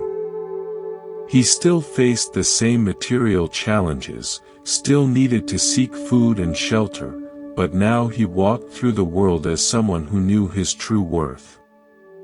When he awoke each morning, his first thought was gratitude for the gift of another day. When he ate simple food, he tasted it with the appreciation of someone who understood nourishment as a miracle. The villagers began to notice something different about this man they had once pitied. There was a dignity in his bearing, a contentment in his manner that seemed unrelated to his external circumstances. Some even found themselves envying his obvious peace of mind. He had discovered the secret that eludes many wealthy people: genuine satisfaction comes not from having more, but from fully appreciating what we already possess. Consider your own relationship with abundance. What gifts are you carrying that you've stopped noticing? Perhaps it's time to conduct your own inventory of the irreplaceable treasures you possess, starting with the breath that's sustaining you right now. The riddle of 6 truths. In ancient times, a powerful king grew curious about the nature of knowledge itself. He had heard countless debates among scholars, each claiming to possess the ultimate truth about reality. Frustrated by their contradictions, he devised an unusual experiment. The king summoned 6 men who had been blind since birth, men whose other senses had grown extraordinarily sharp in compensation for their lack of sight. Today, the king announced to his assembled court, "We shall discover the true nature of an elephant." He had his servants lead the 6 blind men to different positions around a magnificent elephant that stood patiently in the palace courtyard. Each man was instructed to explore the creature thoroughly and then describe exactly what an elephant was. The king settled back on his throne, eager to witness what would unfold. The first blind man found himself positioned beside the elephant's massive flank. He pressed his hands against the warm, rough surface and explored its vast expanse. After several minutes of careful examination, he declared with absolute confidence, "An elephant is exactly like a wall. It's enormous, sturdy, and immovable. I have felt every inch of this creature, and there can be no doubt about its true nature." The second man, who had been exploring the elephant's long curved tusk, immediately protested. "You're completely wrong," he exclaimed. "An elephant is nothing like a wall. It's smooth, hard, and pointed like a great spear. I've examined this beast thoroughly, and anyone with functioning hands can feel that it's clearly a weapon designed for battle." Meanwhile, the third blind man had discovered the elephant's trunk. He marveled at its flexibility, its ability to move in all directions, and its incredible strength. "Both of you are mistaken," he announced firmly. "An elephant is obviously a large, powerful snake. It's long, flexible, and incredibly strong. I can feel it moving and coiling. There's no question about what this creature truly is." The fourth man, who had wrapped his arms around one of the elephant's thick legs, shook his head in disbelief at his companion's descriptions. "You're all completely wrong," he declared. "An elephant is like a massive tree trunk. It's round, solid, and rooted firmly to the ground. I've embraced this pillar of living wood, and I know with certainty what stands before us." From his position near the elephant's ear, the fifth man listened to this debate with growing frustration. "None of you understand what you're talking about," he called out. An elephant is clearly like a great fan. It's wide, flat, and moves back and forth, creating cooling breezes. I felt its gentle motion and experienced its function. How can you all be so blind to the obvious truth? The sixth blind man, who had been examining the elephant's thin, rope-like tail, could no longer contain his amazement at his companion's ignorance. "You're all completely deluded," he announced. "An elephant is nothing more than a rope. It's long, thin, and flexible with a tuft of hair at the end. I've held it in my hands and know its true nature better than any of you." What began as a peaceful exploration quickly escalated into a heated argument. Each man became more entrenched in his position, more convinced that his limited experience represented the complete truth. Voices rose, tempers flared, and soon the six men were shouting over each other, each absolutely certain that the others were either lying or incompetent. The elephant stood calmly in the center of this human storm, unchanged by their fierce disagreements. Modern cognitive science explains what was happening to these men. Each was experiencing what researchers call confirmation bias, the tendency to interpret new information in ways that confirm our existing beliefs. Neuroscientists have discovered that our brains literally filter reality through the lens of previous experience, often missing crucial information that doesn't fit our current understanding. The blind men weren't lying or stupid, they were demonstrating a fundamental limitation of human perception. The king watched this spectacle unfold with growing understanding. When the argument reached its peak, he raised his hand for silence. "My friends," he said with gentle authority, "each of you has touched a different part of the elephant. Each of you has experienced something real and true. Yet none of you has grasped the complete picture. The elephant possesses all the qualities you've described, and many more besides." The six men fell silent, suddenly realizing the limitation of their individual perspectives. Each had assumed that his partial experience represented total knowledge. None had considered that others might be experiencing different but equally valid aspects of the same reality. Their argument had been based not on falsehood, but on incomplete understanding. Here is your perspective practice. The teaching continues. Think of a recent disagreement you've had with someone. Instead of assuming they were wrong and you were right, consider this question: what part of the elephant might they have been touching? What if their viewpoint, however different from yours, revealed something real that you couldn't see from your position? This doesn't mean all opinions are equally valid, but rather that truth is often larger than any single perspective can contain. When the Buddha later told this story to his disciples, he used it to illustrate profound truths about the nature of understanding in life.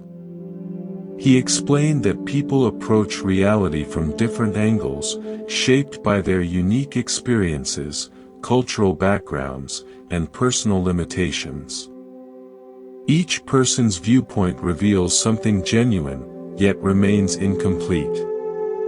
Wisdom comes not from insisting that our perspective is the only valid one, but from recognizing the partial nature of all human understanding. The elephant in this story represents the vastness of existence itself. Whether we're discussing spiritual truth, political solutions, or even simple daily experiences, we're often like the blind men. Confident in our limited perceptions while missing the larger picture. True understanding emerges when we hold our beliefs lightly, remaining open to learning from others whose experience differs from our own. This ancient wisdom offers a profound antidote to the polarization that characterizes our modern world. Social media algorithms create echo chambers where we only encounter viewpoints that confirm what we already believe. We've become nations of blind men arguing about elephants, certain that our fragment of experience represents the complete truth.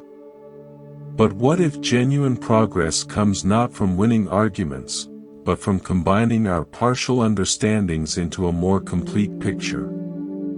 The 6 blind men eventually became close friends, each appreciating the unique insights the others brought to their shared understanding of elephants.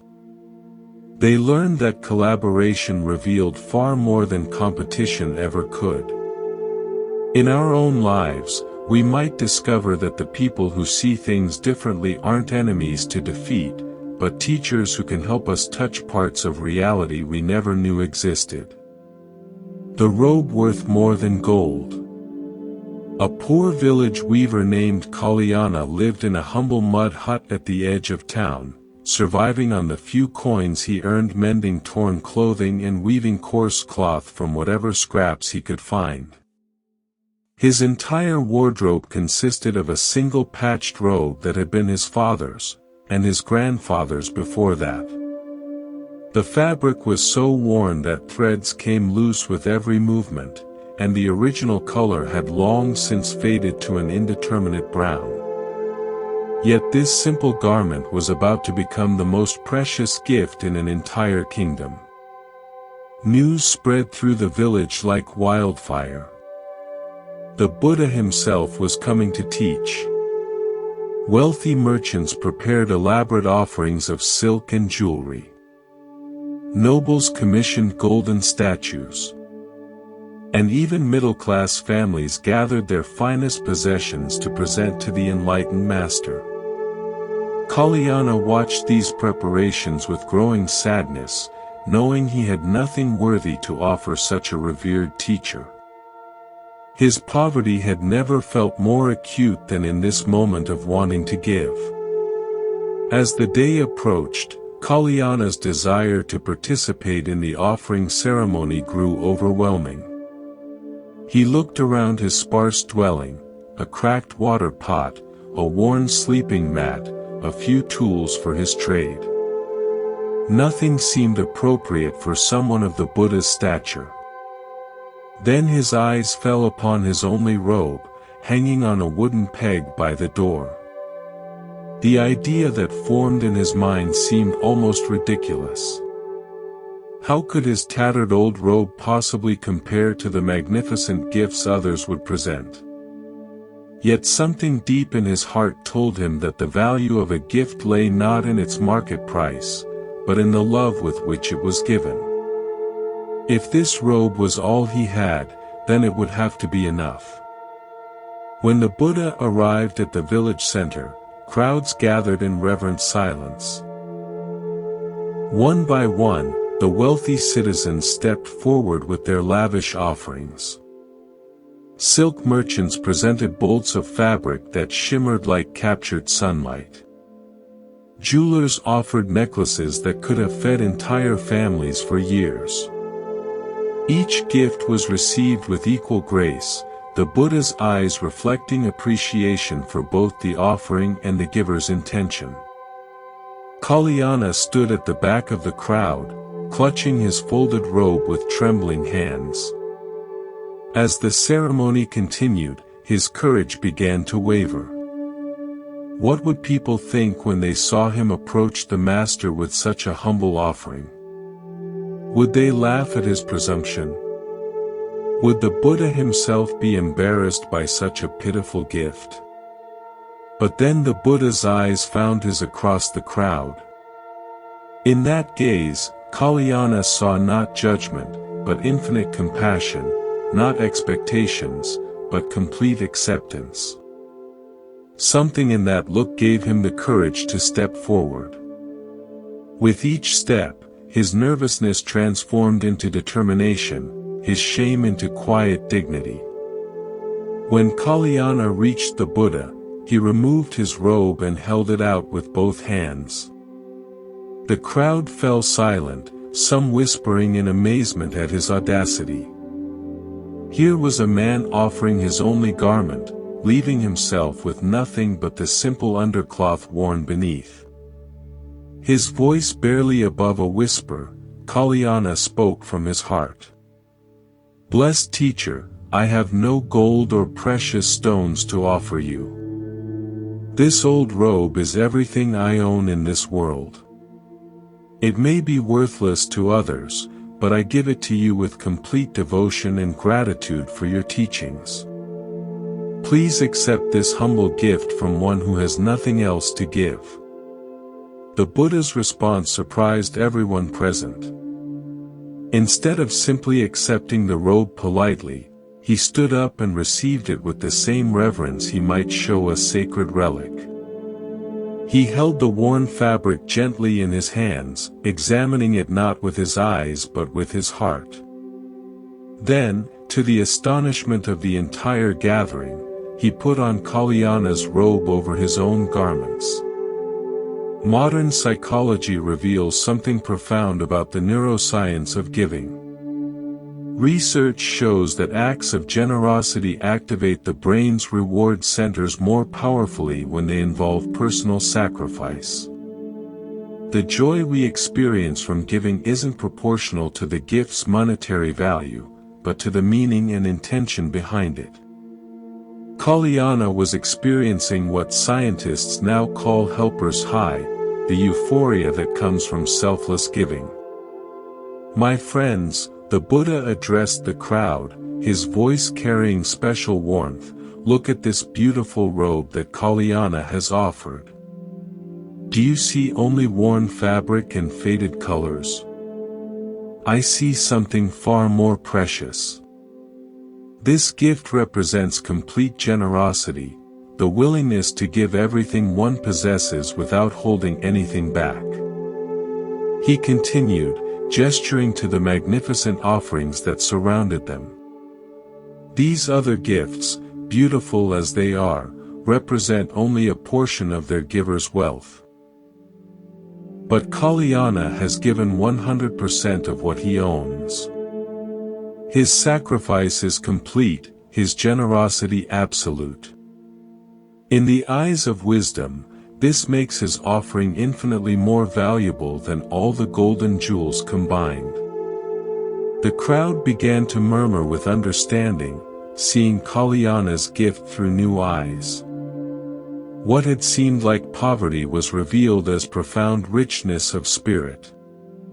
The weaver's willingness to give everything transformed his humble offering into something sacred. Here is your generosity reflection, the teaching continues. Think about your own giving. Do you tend to offer only what's convenient or comfortable to part with? What would it feel like to give something that actually matters to you, something whose absence you truly notice? True generosity isn't measured by the size of the gift, but by the size of the sacrifice relative to what we have. For the remainder of his stay in the village, the Buddha continued wearing Kalyana's robe. This simple act honored not just the gift itself, but the spirit of complete offering. It represented something essential about the nature of true giving. The other villagers, inspired by Kalyana's example, began to reconsider their own relationship with possessions and giving. They realized that true wealth wasn't about what you could afford to give away, but about what you were willing to give away. Kalyana returned home that day, wearing borrowed clothes from neighbors who had been moved by his sacrifice. But more importantly, he carried within his heart a joy that no material possession could provide. He had discovered that the act of giving everything paradoxically made him feel richer than he had ever felt before. His empty hands felt fuller than when they had clutched possessions. His bare shoulders felt warmer than when they had been covered by his old robe. The story of Kalyana's robe spread far beyond that village, inspiring countless others to examine their own capacity for selfless giving. It became a reminder that the most precious gifts often come wrapped in the simplest packages, and that generosity is measured not by what we have to give, but by how much of ourselves we're willing to share. The fish that chose freedom. Deep in an emerald forest where sunlight danced through ancient canopies, a golden fish lived in perfect harmony with the flowing river that had been its home for countless seasons. This wasn't an ordinary fish. Its scales shimmered like captured starlight, and its graceful movements seemed to embody the very essence of flowing water. Every creature in the forest knew of this magnificent being whose beauty had become legendary throughout the region. Yet beauty, as this fish would soon discover, can sometimes become its own kind of prison. One morning, as mist still clung to the water's surface, a skilled fisherman arrived at the riverbank. He had traveled many miles after hearing tales of the golden fish, driven not by hunger, but by the prospect of an extraordinary catch that could change his fortunes forever. The fisherman knew that such a rare creature would be worth a king's ransom to the right buyer. He cast his nets with the patience of someone who understood that some prizes require careful waiting. Hours passed before the fisherman felt the telltale tug that indicated success. As he drew in his net, his heart raced with excitement. There, gleaming like liquid gold in the morning light, was the legendary fish he had sought. The creature's beauty exceeded even the most extravagant descriptions he had heard. This single catch would indeed make him wealthy beyond his wildest dreams. But as the fisherman prepared to secure his prize, something unexpected occurred. The golden fish spoke, its voice carrying a clarity that transcended the boundary between species. "Kind fisherman," it said, its words rippling through the air like water itself, "I understand why you have caught me. My golden scales would indeed bring you great wealth, but before you claim your prize, might I ask you to consider something far more valuable than gold?" The fisherman paused, startled by this turn of events. In all his years of fishing, he had never encountered anything like this. Curiosity momentarily overcame his greed as he found himself genuinely interested in what the fish might offer. "Speak then," he said, though his grip on the net remained firm. "What could possibly be more valuable than your golden scales?" "My freedom," the fish replied simply. "And in choosing to grant it, you would receive something far more precious than any material reward. You would experience the joy that comes from an act of pure compassion. You would know the peace that follows when we choose love over profit, mercy over advantage." The fisherman scoffed at this suggestion. "Beautiful words," he said. "But words don't pay for food or shelter. Your scales could solve all my financial problems. Why would I trade certain wealth for abstract feelings?" He began to lift the net from the water, his practical mind rejecting what seemed like naive idealism. At that precise moment, as if summoned by the fish's plight, a group of traveling monks emerged from the forest path.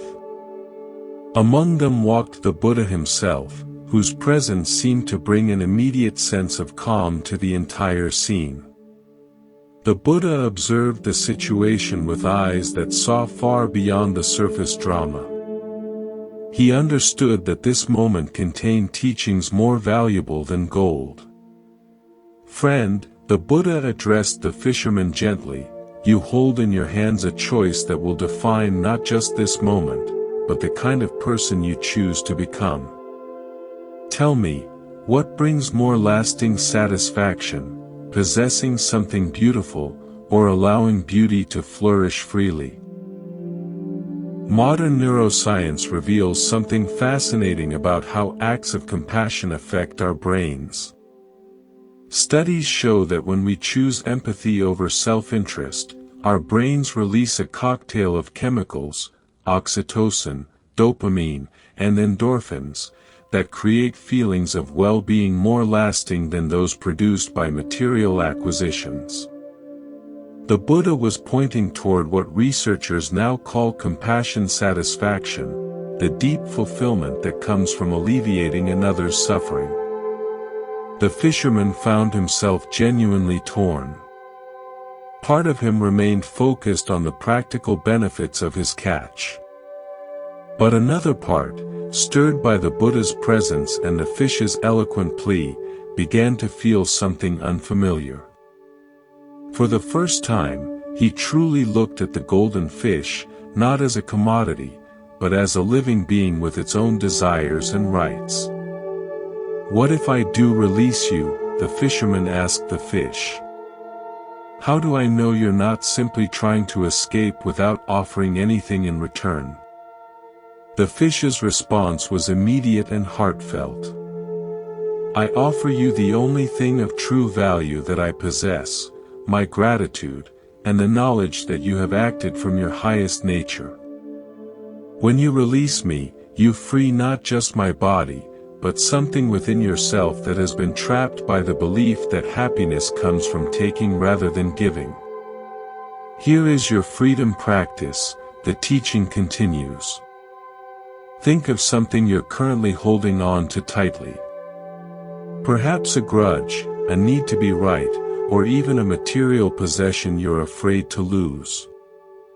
What would it feel like to release your grip, not because you have to, but because you choose compassion over control?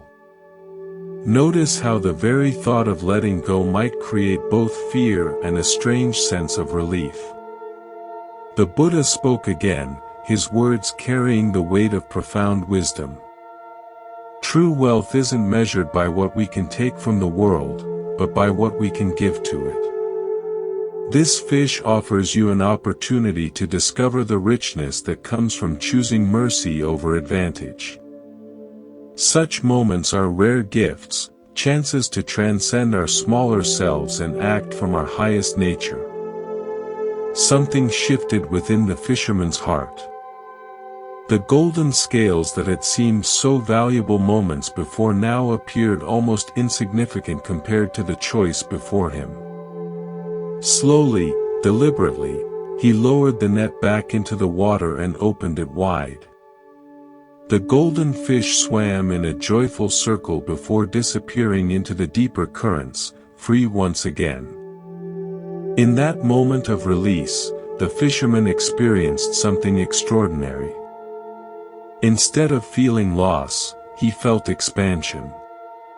Instead of regret, he felt a deep satisfaction that seemed to emanate from his very core. He had discovered what the fish had promised, that choosing compassion over profit created a wealth that no amount of gold could match. The Buddha smiled, recognizing the transformation that had occurred. "You have just experienced one of life's greatest treasures," he told the fisherman. "The joy that comes from setting something free rather than possessing it.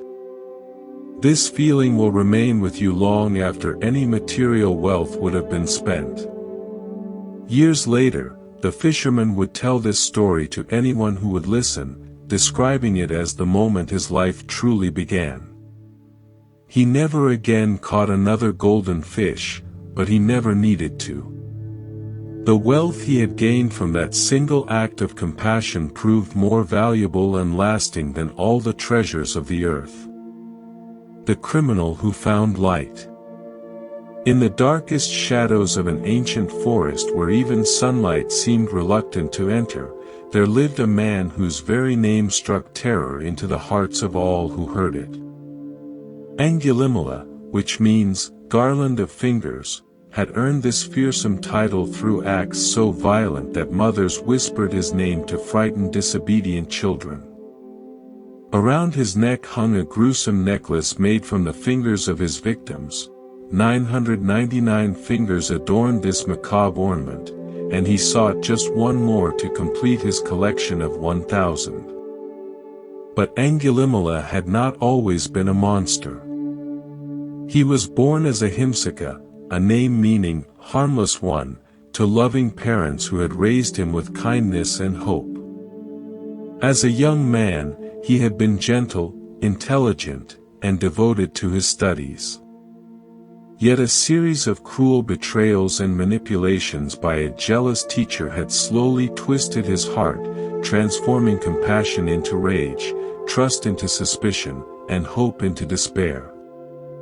Now consumed by darkness and driven by a madness that had replaced all human feeling, Angulimala roamed the forest like a predatory beast. Entire villages had been abandoned as people fled in terror from his path. Even the king's bravest soldiers refused to enter the forest where this demon walked. It seemed that nothing could stop his reign of terror, that he was lost forever to the shadows that had consumed his soul. On this particular morning, as mist clung to the forest floor and birds remained silent in their hidden perches, Angulimala crouched behind a massive tree trunk. His wild eyes scanned the forest path, watching for the next victim who would provide the final finger for his grisly collection. He had become so consumed by violence that he could no longer remember why he had begun this murderous quest. Killing had become not just his purpose, but his entire identity. Then through the morning mist, a solitary figure appeared on the forest path. It was a monk walking with unhurried steps, his saffron robes bright against the forest's gloom. What struck Angulimala immediately was the complete absence of fear in the monk's bearing. While others ran screaming from these woods, this man moved with serene confidence as if walking through his own garden. Angulimala emerged from his hiding place, brandishing his weapons and fixing the monk with a stare that had paralyzed countless victims. "Stop, monk," he roared, his voice echoing through the trees like thunder. "Do you not know who I am? I am Angulimala, the terror of this forest. Turn back now if you value your life." But the monk continued walking at the same peaceful pace, neither quickening his steps nor showing the slightest sign of alarm. This unexpected response confused and enraged Angulimala.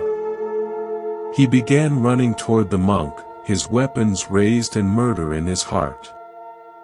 Yet no matter how fast he ran, he could not seem to catch up with the slowly walking figure.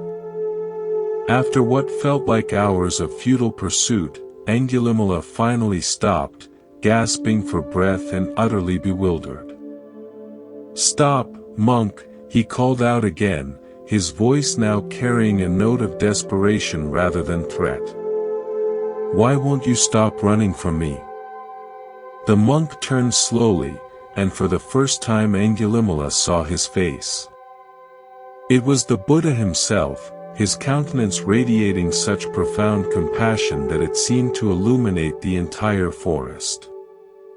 When he spoke, his words carried a gentleness that penetrated even Angulimala's hardened heart. "I have stopped, Angulimala. It is you who are still running." These simple words struck Angulimala like lightning. In Buddhist teaching, this moment represents the possibility of awakening that exists in every being, no matter how lost they may seem. The Buddha's response pointed to a profound truth, that while Angulimala's body had stopped moving, his mind was still running, running from his own pain, running from his true nature, running from the possibility of peace. "What do you mean?" Angulimala asked, his weapons lowering despite himself. For the first time in years, he found himself genuinely curious rather than simply murderous. The Buddha's eyes held infinite patience as he explained. I have stopped running from suffering, stopped fleeing from truth, stopped trying to escape from the present moment. You, however, are still running. Running from your own conscience, running from the possibility of redemption. Your feet may be still, but your heart races away from peace. In Zen Buddhism, this teaching illustrates the difference between outer stillness and inner stillness. Many people appear calm on the surface while their minds remain in constant agitation. True stopping means finding rest not just for the body but for the restless mind that creates all suffering. The Buddha had achieved this complete stopping, while Angulimala remained trapped in the endless motion of craving and hatred. Something profound began to shift within Angulimala's consciousness. For the first time since his transformation into a killer, he truly saw himself as he had become. The finger necklace around his neck suddenly felt unbearably heavy. The weapons in his hand seemed foreign, as if they belonged to someone else. Most surprisingly, he felt tears beginning to flow down his cheeks, the first tears he had shed in years. Is it possible? Angulimala whispered, his voice breaking. For someone like me to stop running? Is there hope for one who has caused so much suffering? The Buddha's response embodied the essence of Buddhist compassion. Every being possesses Buddha nature, he said gently.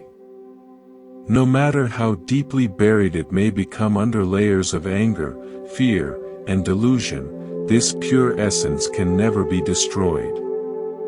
What you call evil is simply confusion about your true nature. When the confusion clears, the light that was always there can shine again. This teaching reflects the Buddhist understanding that no one is fundamentally evil. What we call evil actions arise from ignorance of our interconnected nature. When beings truly understand that harming others only harms themselves, when they recognize their essential unity with all life, harmful actions naturally cease. Angulimala's transformation wasn't about becoming someone new, but about remembering who he had always been beneath the darkness. In that moment of recognition, Angulimala fell to his knees and removed the terrible necklace from around his neck.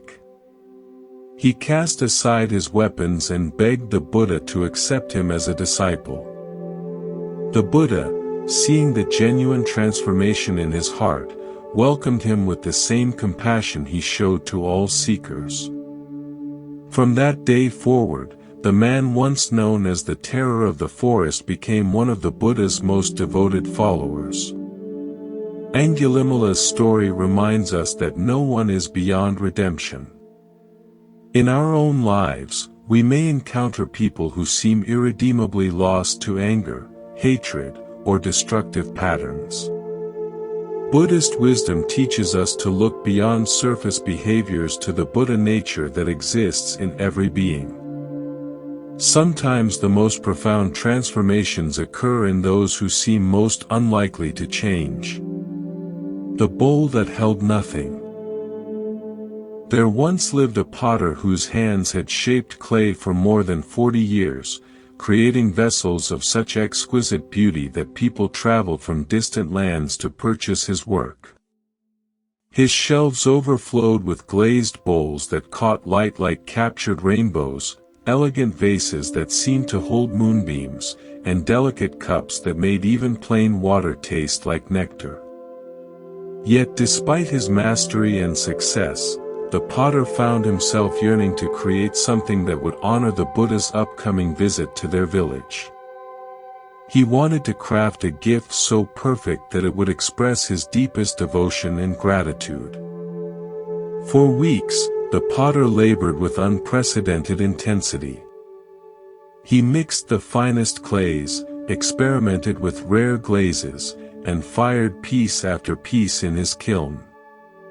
Each creation was more beautiful than the last. Yet none satisfied his demanding heart.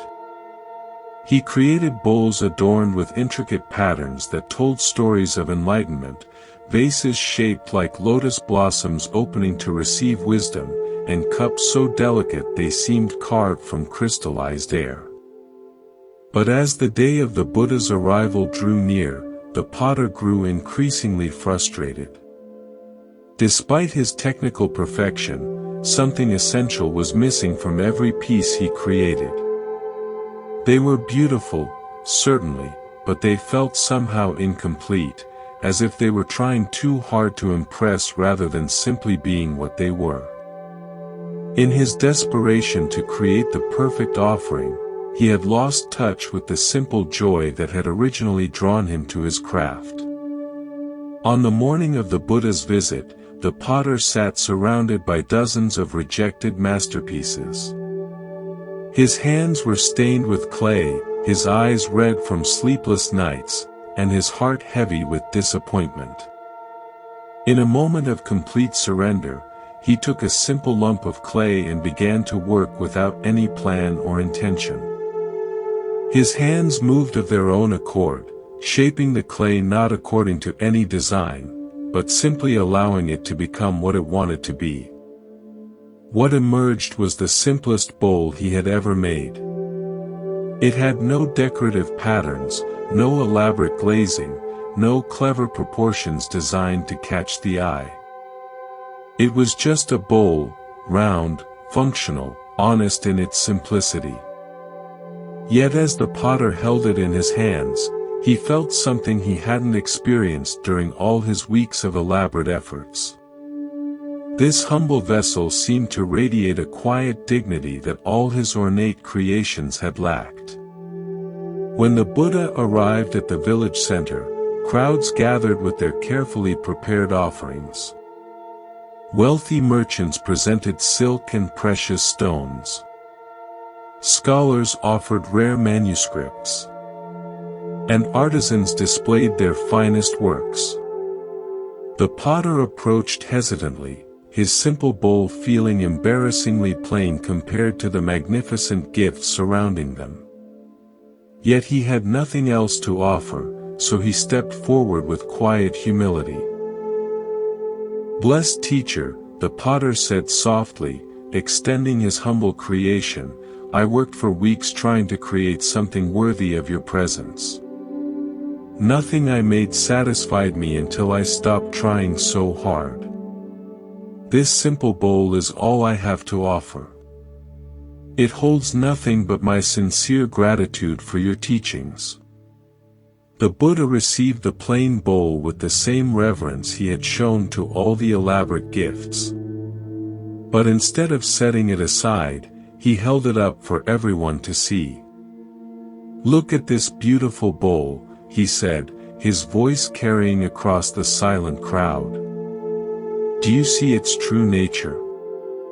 The assembled villagers looked puzzled. Compared to the ornate offerings surrounding it, the potter's bowl seemed almost apologetically simple. What could the Buddha possibly find remarkable about such an ordinary object? "This bowl," the Buddha continued, "embodies one of the deepest truths of existence. Its value lies not in what it contains, but in its capacity to contain. A bowl's usefulness comes from its emptiness, not from its substance. The space within is what makes it functional. The absence is what gives it purpose." In Buddhist understanding, emptiness doesn't mean void or meaningless. Rather, it refers to the absence of fixed, separate existence. Just as a bowl's emptiness allows it to hold water, tea, or rice, our own emptiness of rigid self-concepts allows us to be filled with compassion, wisdom, and peace. The potter's simple bowl had become a perfect teacher, demonstrating this profound principle without saying a word. The Buddha continued his teaching using the humble bowl as his guide. See how this potter has created something that doesn't call attention to itself. Its beauty lies in its humility, its strength, and its simplicity. It doesn't try to impress or overwhelm. Instead, it offers itself completely to whatever purpose it might serve. This teaching points to a fundamental Buddhist principle about the nature of true service. Like the empty bowl, we are most useful when we don't insist on being filled with our own importance. When we empty ourselves of ego, pride, and the need for recognition, we create space for wisdom and compassion to flow through us. The potter's weeks of elaborate effort had been motivated by his desire to create something impressive, but his simple bowl emerged from a mind that had let go of such ambitions. Moreover, the Buddha said, running his fingers along the bowl's smooth rim, "Notice how this vessel doesn't compete with what it contains. If you fill it with water, it doesn't try to be more important than the water. If you place rice within it, it doesn't overshadow the rice. Its purpose is fulfilled precisely by not asserting itself." The crowd began to understand the deeper lesson. In their daily lives, they often struggle to make themselves important, to stand out, to be noticed and appreciated. But the Buddha was pointing toward a different way of being. One where fulfillment came not from asserting the self, but from serving others without self-importance. Like the bowl, true satisfaction came from emptying oneself rather than filling oneself. The potter listened to these teachings with growing wonder. He realized that in his weeks of frustrated effort, he had been trying to put himself into his work rather than getting himself out of the way. His ornate creations had been expressions of his skill and ego, while this simple bowl had emerged when he finally stopped trying to prove anything. It was beautiful precisely because it didn't try to be beautiful. From that day forward, the potter's approach to his craft transformed completely. He continued creating vessels of great beauty, but now they possessed a quality they had never had before, a selfless simplicity that made them perfect for their intended purpose. Like his first humble offering to the Buddha, they served without calling attention to themselves. In learning to create empty vessels, he had discovered how to empty himself of the very obstacles that had prevented his greatest work. The Buddha kept that simple bowl throughout his travels, using it daily for his meals. It became a silent teacher, reminding all who saw it that true beauty often lies in what isn't there rather than what is. Sometimes the most profound gifts are the simplest ones, offered not to impress, but to serve. The serpent that poisoned itself. In a lush valley where streams sang gentle melodies and flowers bloomed in endless abundance, there lived a cobra whose reputation for wisdom and kindness had spread throughout the animal kingdom. This serpent was known not for striking fear into other creatures, but for offering protection to the vulnerable and counsel to the confused. Birds would seek his advice on navigation, small mammals would ask for his help in disputes, and even humans would leave offerings near his dwelling, grateful for his peaceful presence. He had taken sacred vows of non-violence, promising never to harm another living being, regardless of the circumstances. For many seasons, the cobra lived in perfect harmony with his surroundings. His days were spent in meditation beneath a flowering jasmine tree, his evenings in gentle conversation with forest visitors seeking guidance. The very sight of his graceful form moving through the grass brought comfort to other creatures rather than terror. He had transformed the natural fear associated with his species into respect and admiration through his consistent acts of compassion. But change arrived in the valley in the form of a group of village children who discovered the cobra's dwelling during their afternoon wanderings. At first, they observed him from a respectful distance, awed by stories their elders had told about the wise serpent. However, as days passed and they noticed his complete refusal to defend himself, their respect gradually transformed into something far more dangerous. They began to see his gentleness not as strength, but as weakness to be exploited. What started as playful curiosity soon escalated into deliberate cruelty. The children would throw stones at the cobra, pull at his tail when he tried to rest, and disturb his meditation with loud noises and taunts. Each act of aggression grew bolder than the last, as they discovered that the serpent would simply retreat rather than retaliate. Their games became increasingly vicious, driven by the intoxicating power they felt over a creature that could have easily harmed them but chose not to. Day after day, the cobra endured this torment with patient acceptance. His body became scarred from the stones, his rest was constantly interrupted, and his peaceful existence turned into a daily ordeal of suffering. Yet he held firmly to his vows of non-violence, believing that any aggressive response would contradict the spiritual principles he had dedicated his life to following. He told himself that their cruelty was temporary, that eventually they would grow tired of their games and leave him in peace. But the children's behavior only worsened. Word spread among the village youth about the serpent who wouldn't fight back, and soon larger groups began visiting the valley, specifically to torment the defenseless creature.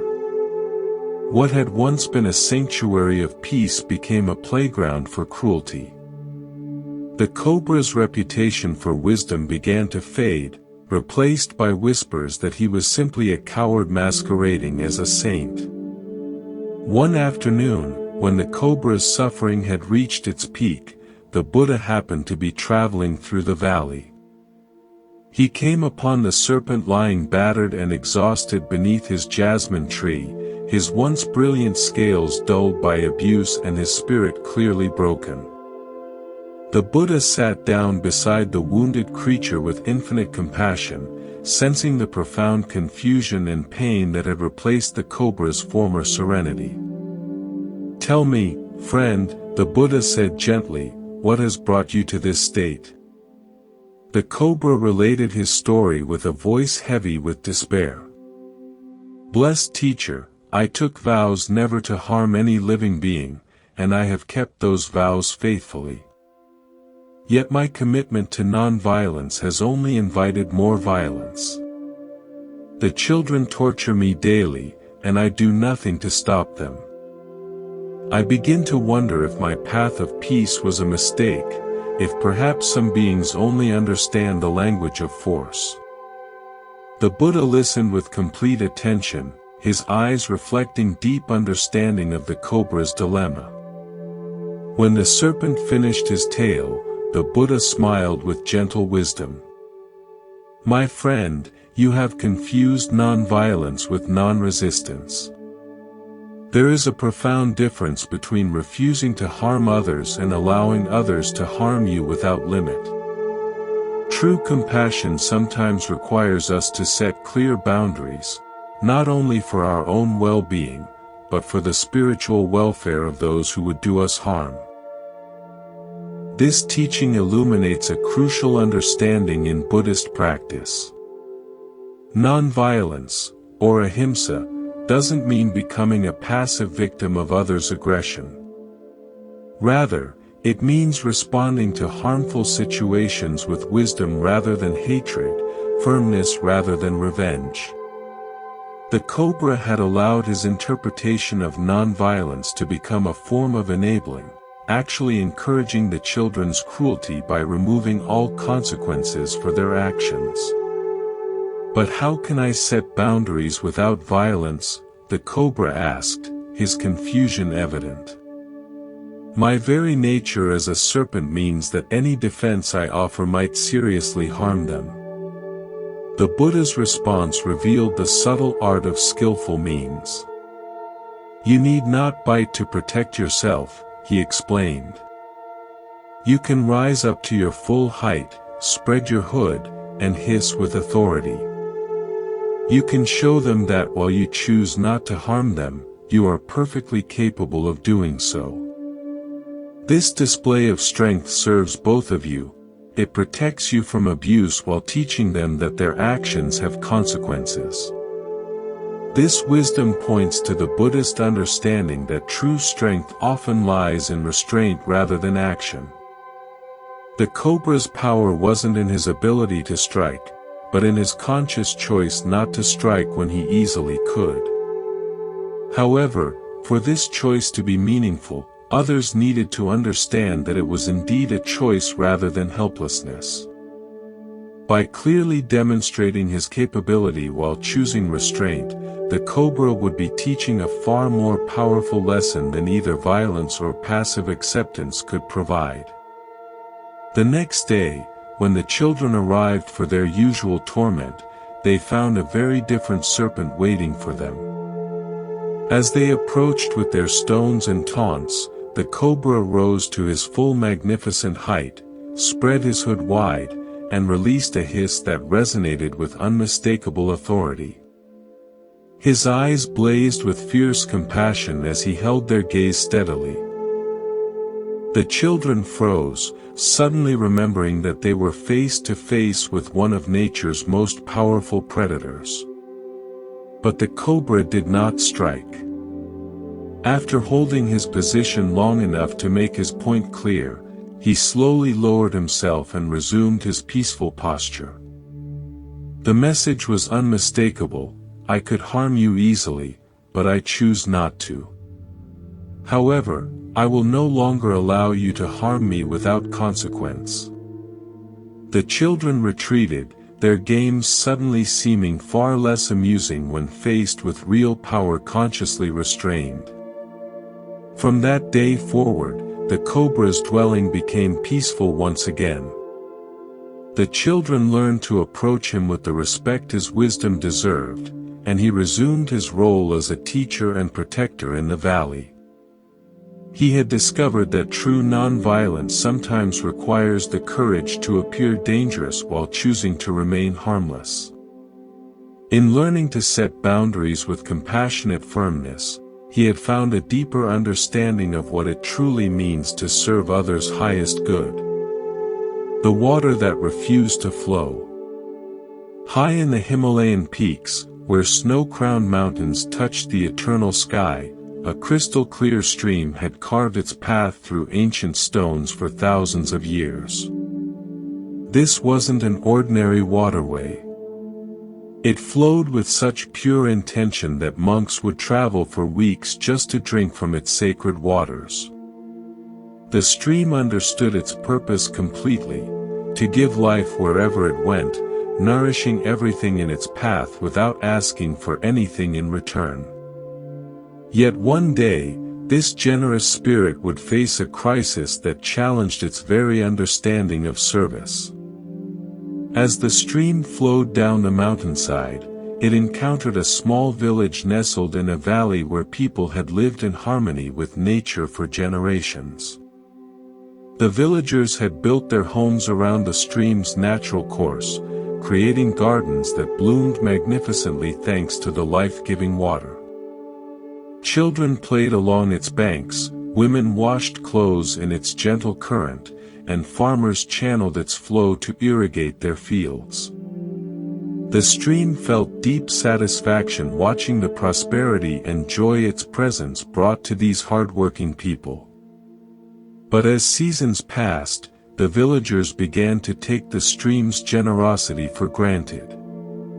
They built larger and more elaborate channels to divert its water, caring little about how this affected the stream's natural flow. They dumped waste into its banks, polluted its clean waters with soap and refuse, and showed no gratitude for the abundance it provided. Where once there had been respectful cooperation, now there was thoughtless exploitation. The stream watched with growing sadness as its pure waters became cloudy and its banks littered with debris. Fish began to die in its poisoned currents, and the beautiful plants along its edges withered from contamination. Yet still, the villagers demanded more water for their expanding farms and growing population, never considering the cost of their carelessness. The stream's generous heart began to ache with a pain it had never experienced before.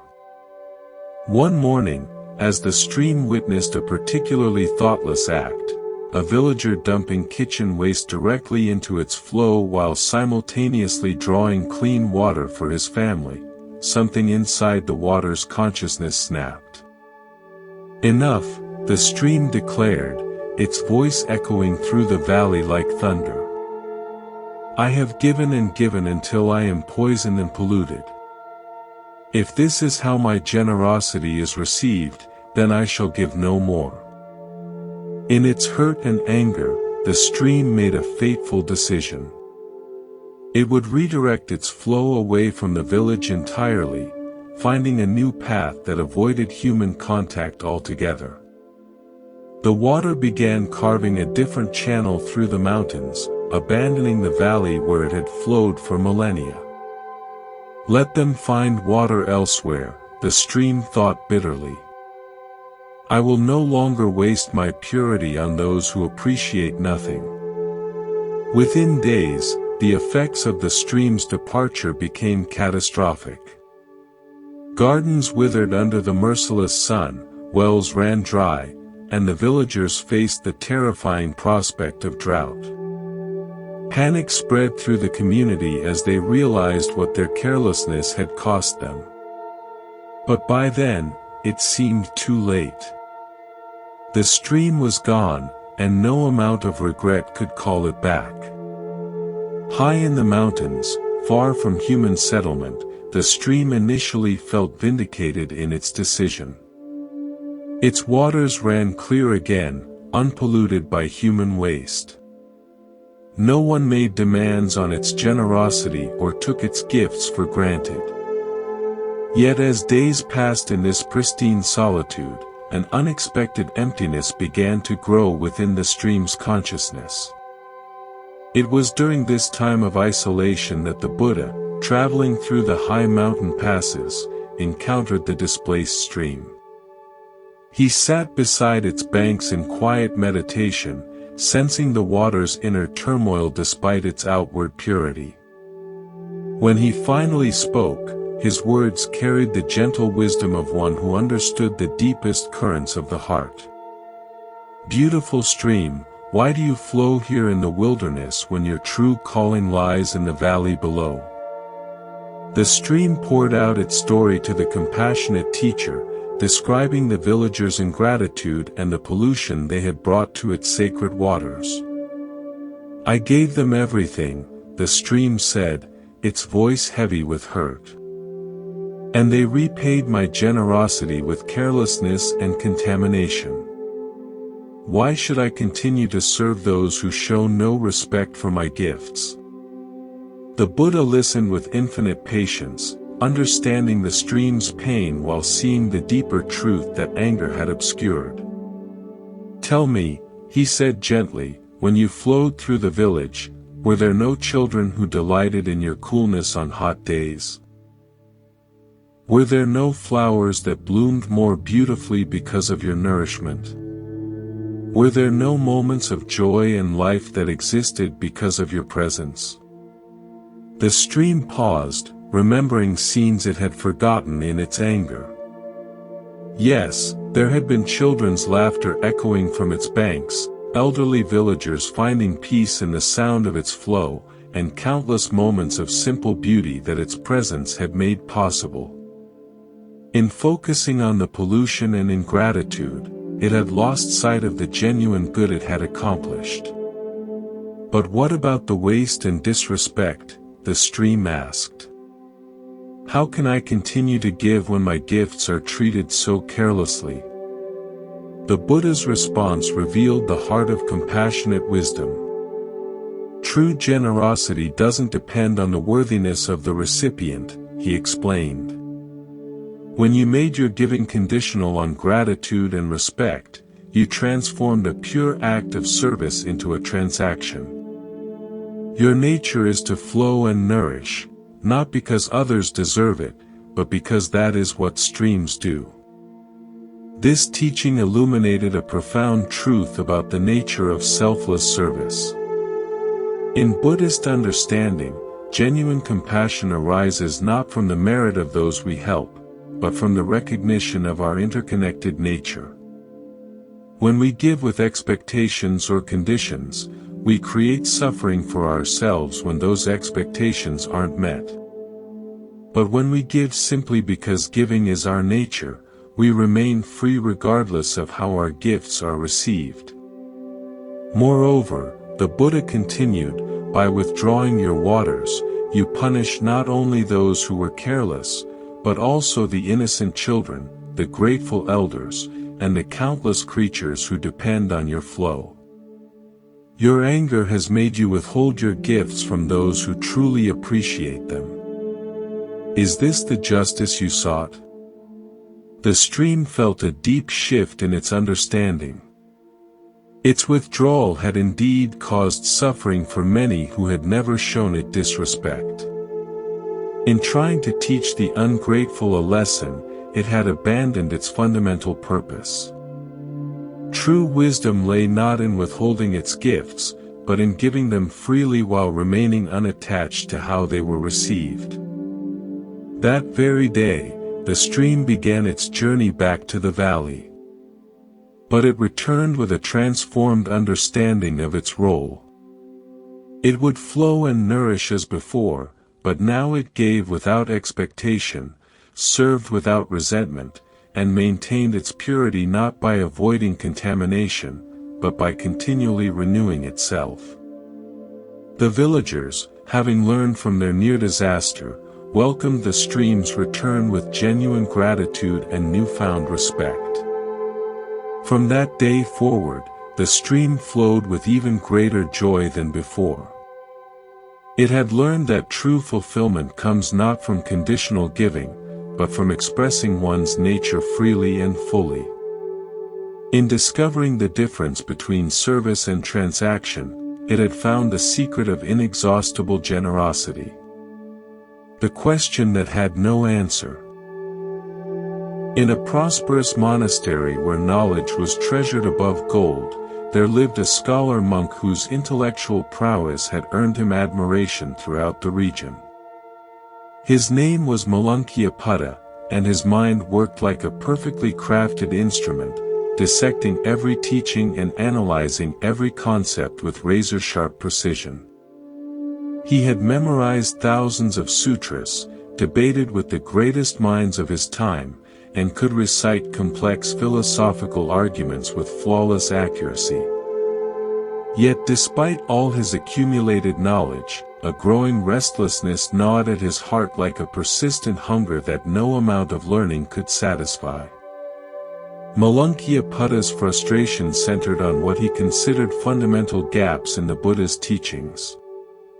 The master spoke beautifully about suffering and its cessation, about compassion and wisdom, but he seemed to avoid certain cosmic questions that any serious spiritual seeker should want answered.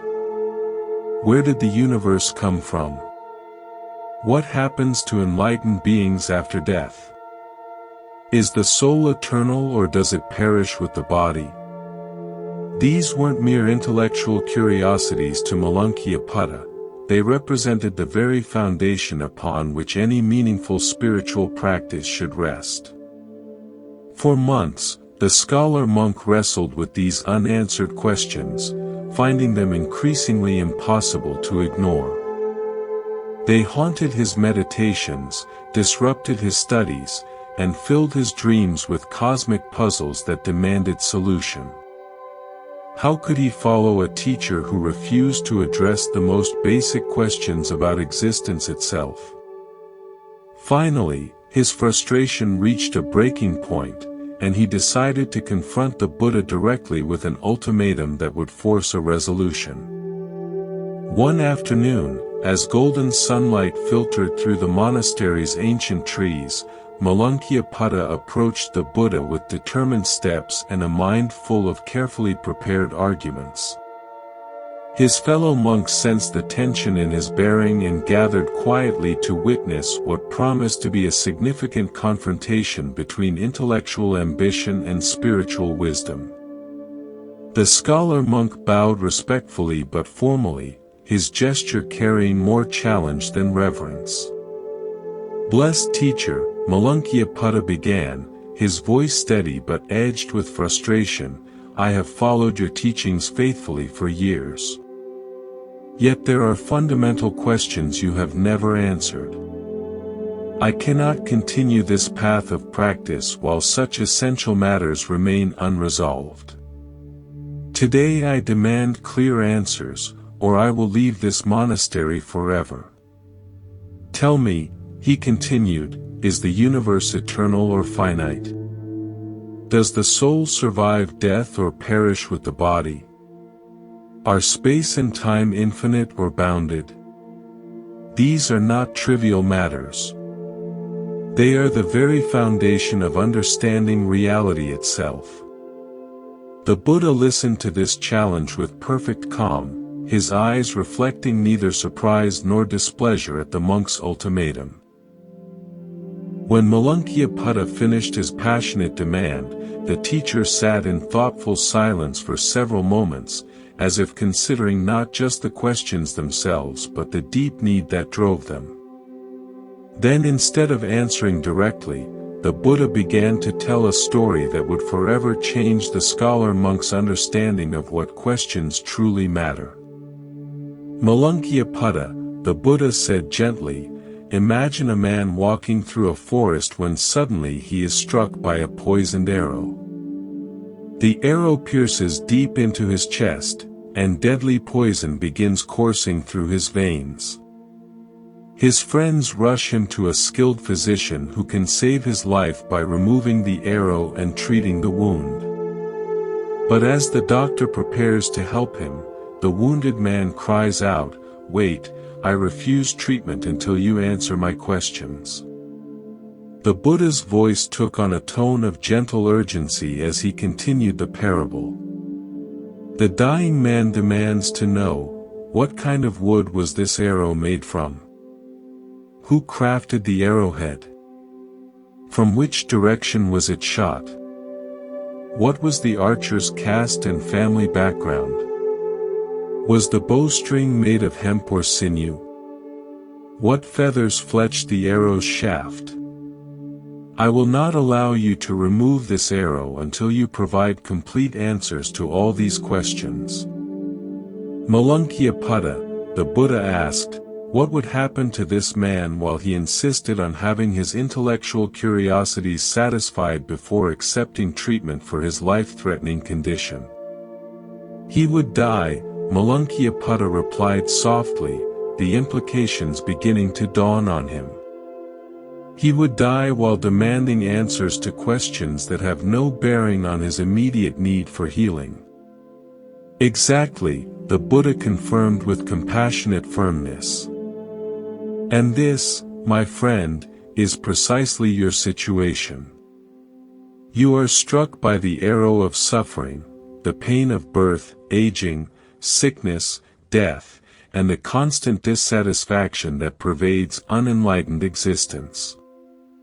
I offer you the medicine of the Dharma, the means to remove this arrow and heal the wound of suffering.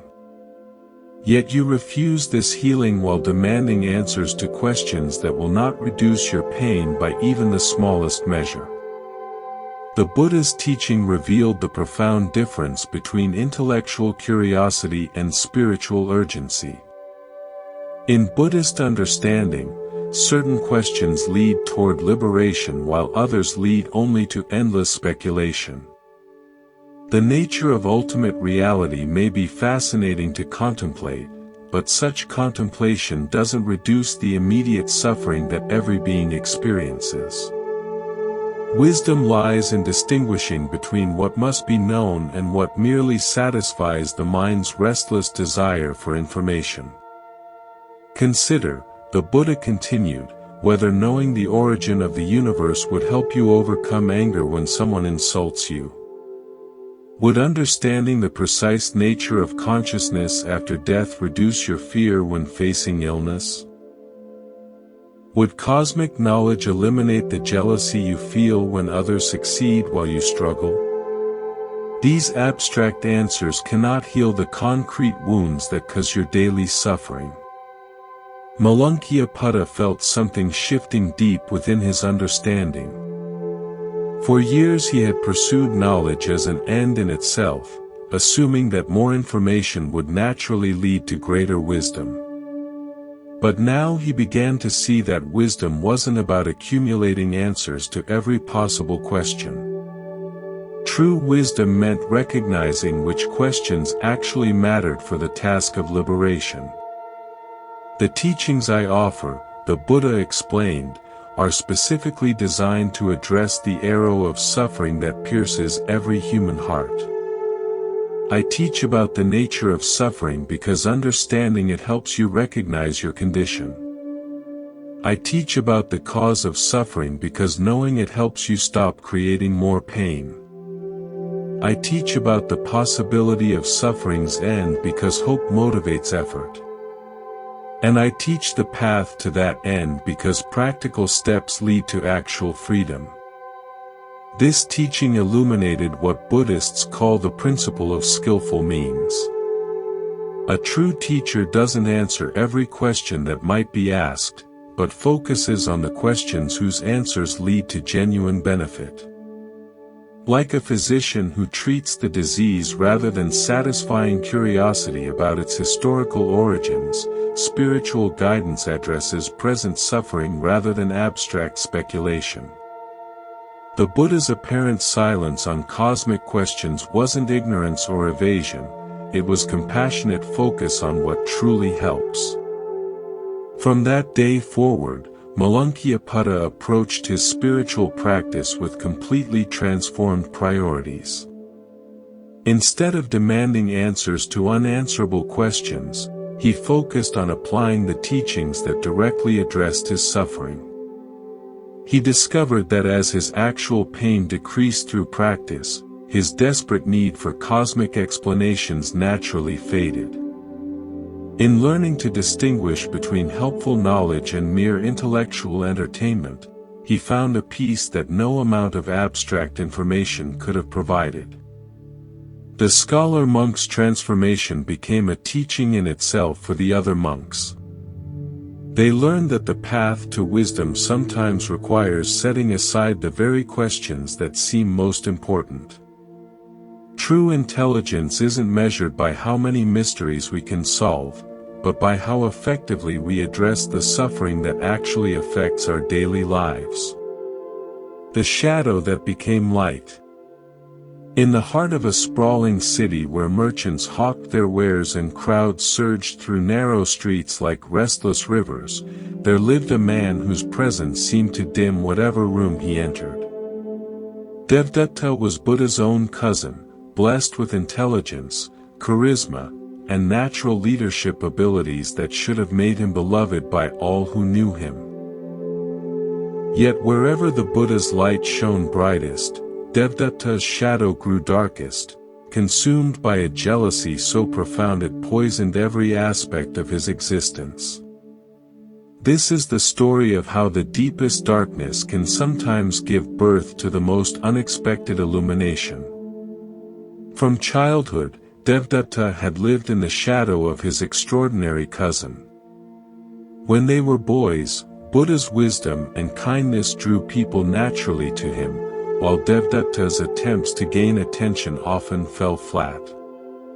As young men, Buddha's spiritual seeking inspired reverence, while Devdatta's ambition seemed somehow hollow by comparison. Now as adults, Buddha had become the awakened teacher whose name was spoken with reverence across kingdoms, while Devdatta remained merely the Buddha's cousin, forever defined by someone else's greatness. The poison of comparison had worked its way so deeply into Devdatta's heart that he could no longer experience joy in his cousin's success. Every story of Buddha's compassion felt like a personal rejection. Every tale of his wisdom like a judgment on Devdatta's own inadequacy. Where others saw inspiration, Devdatta saw only evidence of his own failure to achieve similar recognition. His mind became a workshop where resentment forged increasingly elaborate plans for undermining the very person he had once loved. The breaking point came when Devdatta witnessed thousands of people gathering to hear Buddha teach in the city square. The crowd's rapt attention, their tears of gratitude, their obvious transformation through Buddha's words, all of this should have filled a cousin's heart with pride. Instead, Devdatta felt only burning humiliation that someone so similar to himself could command such devotion while he remained invisible. That night, his jealousy crystallized into a plan so audacious it shocked even his own corrupted conscience. Devdatta decided to assassinate the Buddha. Not in secret, but publicly, dramatically, in a way that would demonstrate his power over the man everyone considered untouchable. He hired a group of archers and positioned them along a route where Buddha regularly walked in meditation. The plan was simple: as Buddha passed, the archers would loose their arrows, and Devdatta would emerge as the one who had ended the so-called enlightened master's influence forever. The fateful morning arrived with deceptive tranquility. Buddha walked his usual path, moving with the serene awareness that had become his signature, completely unaware of the deadly trap awaiting him. Devdatta crouched behind a stone wall with his hired killers, his heart pounding with anticipation and terror. As Buddha approached the designated spot, Devdatta gave the signal, and a volley of arrows flew through the morning air with lethal precision. What happened next defied all expectation and changed the course of both men's destinies. Instead of finding their target, the arrows seemed to curve away from Buddha's form, falling harmlessly to the ground around him. Buddha continued walking, apparently unaware that any attack had been attempted. But as he passed Devdatta's hiding place, he stopped and turned directly toward his cousin's position, his eyes holding not anger or fear, but infinite sadness and love. "Devdatta," Buddha called gently, his voice carrying clearly across the distance between them, "I know you are there. I know what you have tried to do. But I also know the pain that drives these actions. Come out, cousin. Let us speak as family once again." Devdatta emerged from his hiding place like a man walking in a nightmare. His carefully planned assassination had failed completely.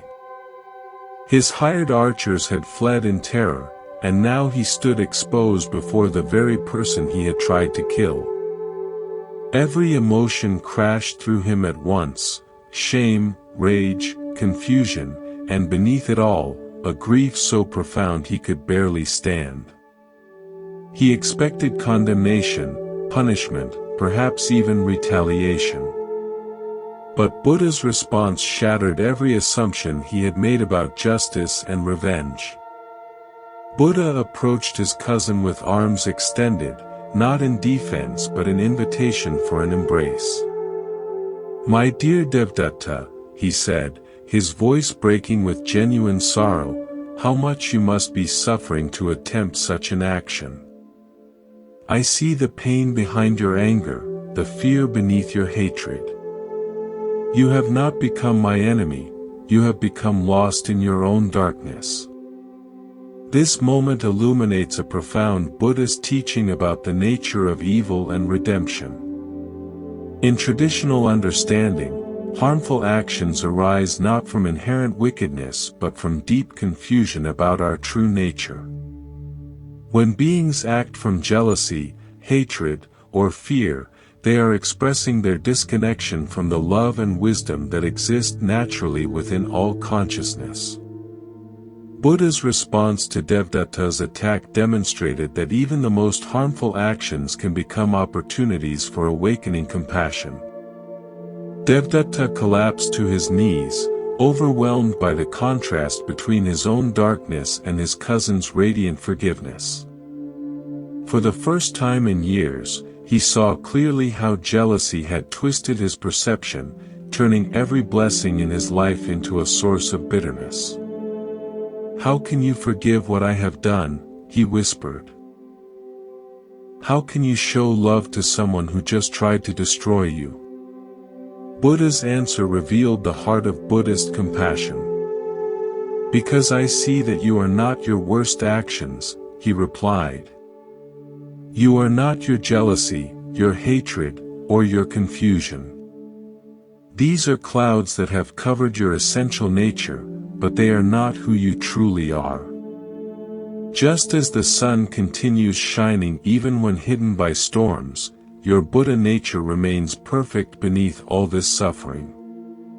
This teaching points to the Buddhist understanding that no being is fundamentally evil. What we call evil actions are expressions of ignorance about our interconnected nature.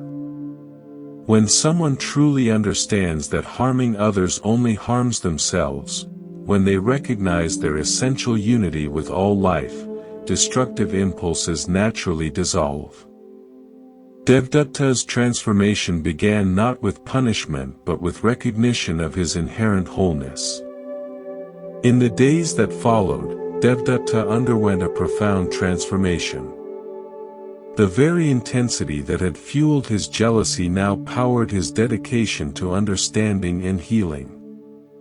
He became one of Buddha's most devoted students, his former darkness serving as compost for unprecedented spiritual growth. His story became a teaching in itself, proof that the deepest shadows often contain the seeds of the brightest light.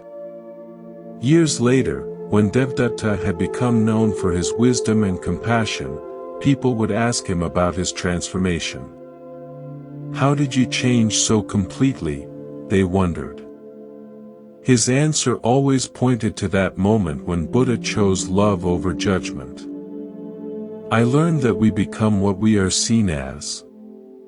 When someone sees the Buddha in you, even when you cannot see it yourself, that recognition calls forth what was always there waiting to be discovered. The last teaching. As the full moon cast silver light across the Sala grove where Buddha lay upon his final bed, disciples gathered from every corner of the known world to receive what they sensed would be their master's last teaching. For 45 years, he had shared wisdom that had transformed countless lives. But now his earthly body was preparing for its final transition. The air itself seemed to hold its breath, as if all of creation was pausing to honor this moment of profound passage. Yet what would unfold in these final hours would prove more powerful than any teaching Buddha had ever given. Among the gathered disciples was Ananda, Buddha's faithful attendant for over 20 years, whose heart was breaking with the approaching loss.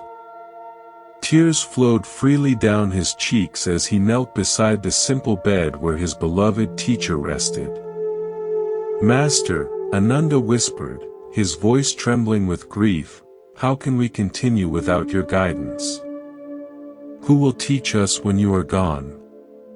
What final wisdom can you share to sustain us through the darkness of your absence?" Buddha's eyes, though weakened by his body's decline, still sparkled with the gentle humor that had always characterized his teaching. He looked at the hundreds of devoted faces surrounding him, monks and nuns, lay people and nobles, all united in their love for the Dharma he had shared. "My dear friends," he said, his voice soft but clear, "you ask for my final teaching as if I have been withholding some secret wisdom for this moment. But the truth is, I have already given you everything you need. A murmur of confusion rippled through the assembly. How could this be their master's final teaching? Where was the profound revelation, the ultimate secret, the capstone wisdom that would complete their understanding? Sensing their bewilderment, Buddha smiled with infinite tenderness. Listen carefully, he continued, for this may be the most important thing you will ever hear. I am not your teacher. I have never been your teacher. You are your own teacher, and you always have been. The silence that followed was profound, broken only by the gentle rustling of leaves in the evening breeze. Many disciples looked stunned, as if the foundation of their spiritual understanding had suddenly shifted beneath their feet. How could Buddha, the enlightened one, whose every word they had treasured, claim that he was not their teacher? Buddha's voice grew stronger as he continued his final lesson. For 45 years, I have done nothing but point at the moon of truth that shines within each of you. Some of you became so fascinated by my finger that you forgot to look at the moon itself. Others worshipped the finger instead of recognizing the celestial beauty it indicated. But the wise among you understood that my words were merely echoes of the wisdom you already possessed. This teaching strikes at the heart of Buddhist understanding about the nature of enlightenment. Truth cannot be given from one person to another like a physical object. It can only be recognized, uncovered, and awakened within each individual consciousness. A teacher's role is not to pour wisdom into empty vessels, but to create conditions where students discover their own inherent completeness. When I spoke of suffering, Buddha continued, whose suffering was I describing? When I taught about compassion, whose heart needed to open? When I pointed toward liberation, who needed to be free? Every teaching was about you, by you, and for you. I was simply the mirror that reflected back your own deepest knowing. Young Rahula, Buddha's son, spoke up with tears in his voice. But Father, without your guidance, how will we know if we are on the right path? How will we distinguish between true wisdom and mere opinion? Buddha's response illuminated the essence of spiritual maturity. My son, the same awareness that recognizes truth in my words is the awareness that can recognize truth anywhere. It is not different from your own Buddha nature. When you stop looking outside yourself for validation and start trusting the wisdom that guided you to spiritual seeking in the first place, you become your own perfect teacher. This has always been the goal, not to create followers, but to awaken Buddhas. The teaching continued as Buddha's breathing grew more labored, but his clarity remained perfect. Some of you will want to make statues of me, build temples in my honor, and turn my words into rigid doctrines. Others will argue about the correct interpretation of my teachings and create elaborate hierarchies of spiritual authority. But remember this moment when I tell you that the truth needs no temples, the Dharma requires no priests, and enlightenment recognizes no external authority. This profound teaching points to the Buddhist principle of spiritual independence. While teachers, communities, and practices can provide invaluable support, ultimate liberation comes from recognizing our own essential nature. Any teaching that increases dependence rather than fostering independence has missed the fundamental point. The goal is not to create eternal students, but to awaken inherent wisdom that needs no external confirmation. As the night deepened and Buddha's final moments approached, he offered one last gift to his devoted followers. When I am gone, do not mourn the loss of your teacher. Instead, celebrate the discovery of who you have always been. Every question you brought to me arose from your own wisdom. Every insight you gained through my teachings was your own recognition of truth. I was never separate from you. I was simply you wearing different robes. The assembled disciples felt something extraordinary occurring. Instead of feeling abandoned by their teacher's departure, they began to sense a profound empowerment. The wisdom they had attributed to Buddha's special enlightenment, they now recognized as their own birthright. The peace they had sought in his presence, they discovered was available in their own awareness. My final teaching is this, Buddha whispered as his eyes began to close. Be lamps unto yourselves. Trust the light that has always been shining within you. When you need guidance, look not to my words, but to your own deepest understanding. When you face difficulties, remember that the same awareness that appreciated my teachings is perfectly capable of navigating any challenge. As Buddha's breathing became imperceptible and his physical form grew still, something miraculous happened among his disciples. Instead of feeling lost and directionless, they felt more connected to their teacher than ever before. They realized that he had not left them, he had shown them where he had always been.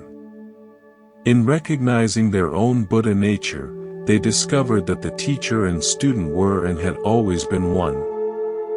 The greatest teaching is the one that makes itself unnecessary. In his final moments, Buddha gave his students the ultimate gift. Not more dependence, but complete freedom.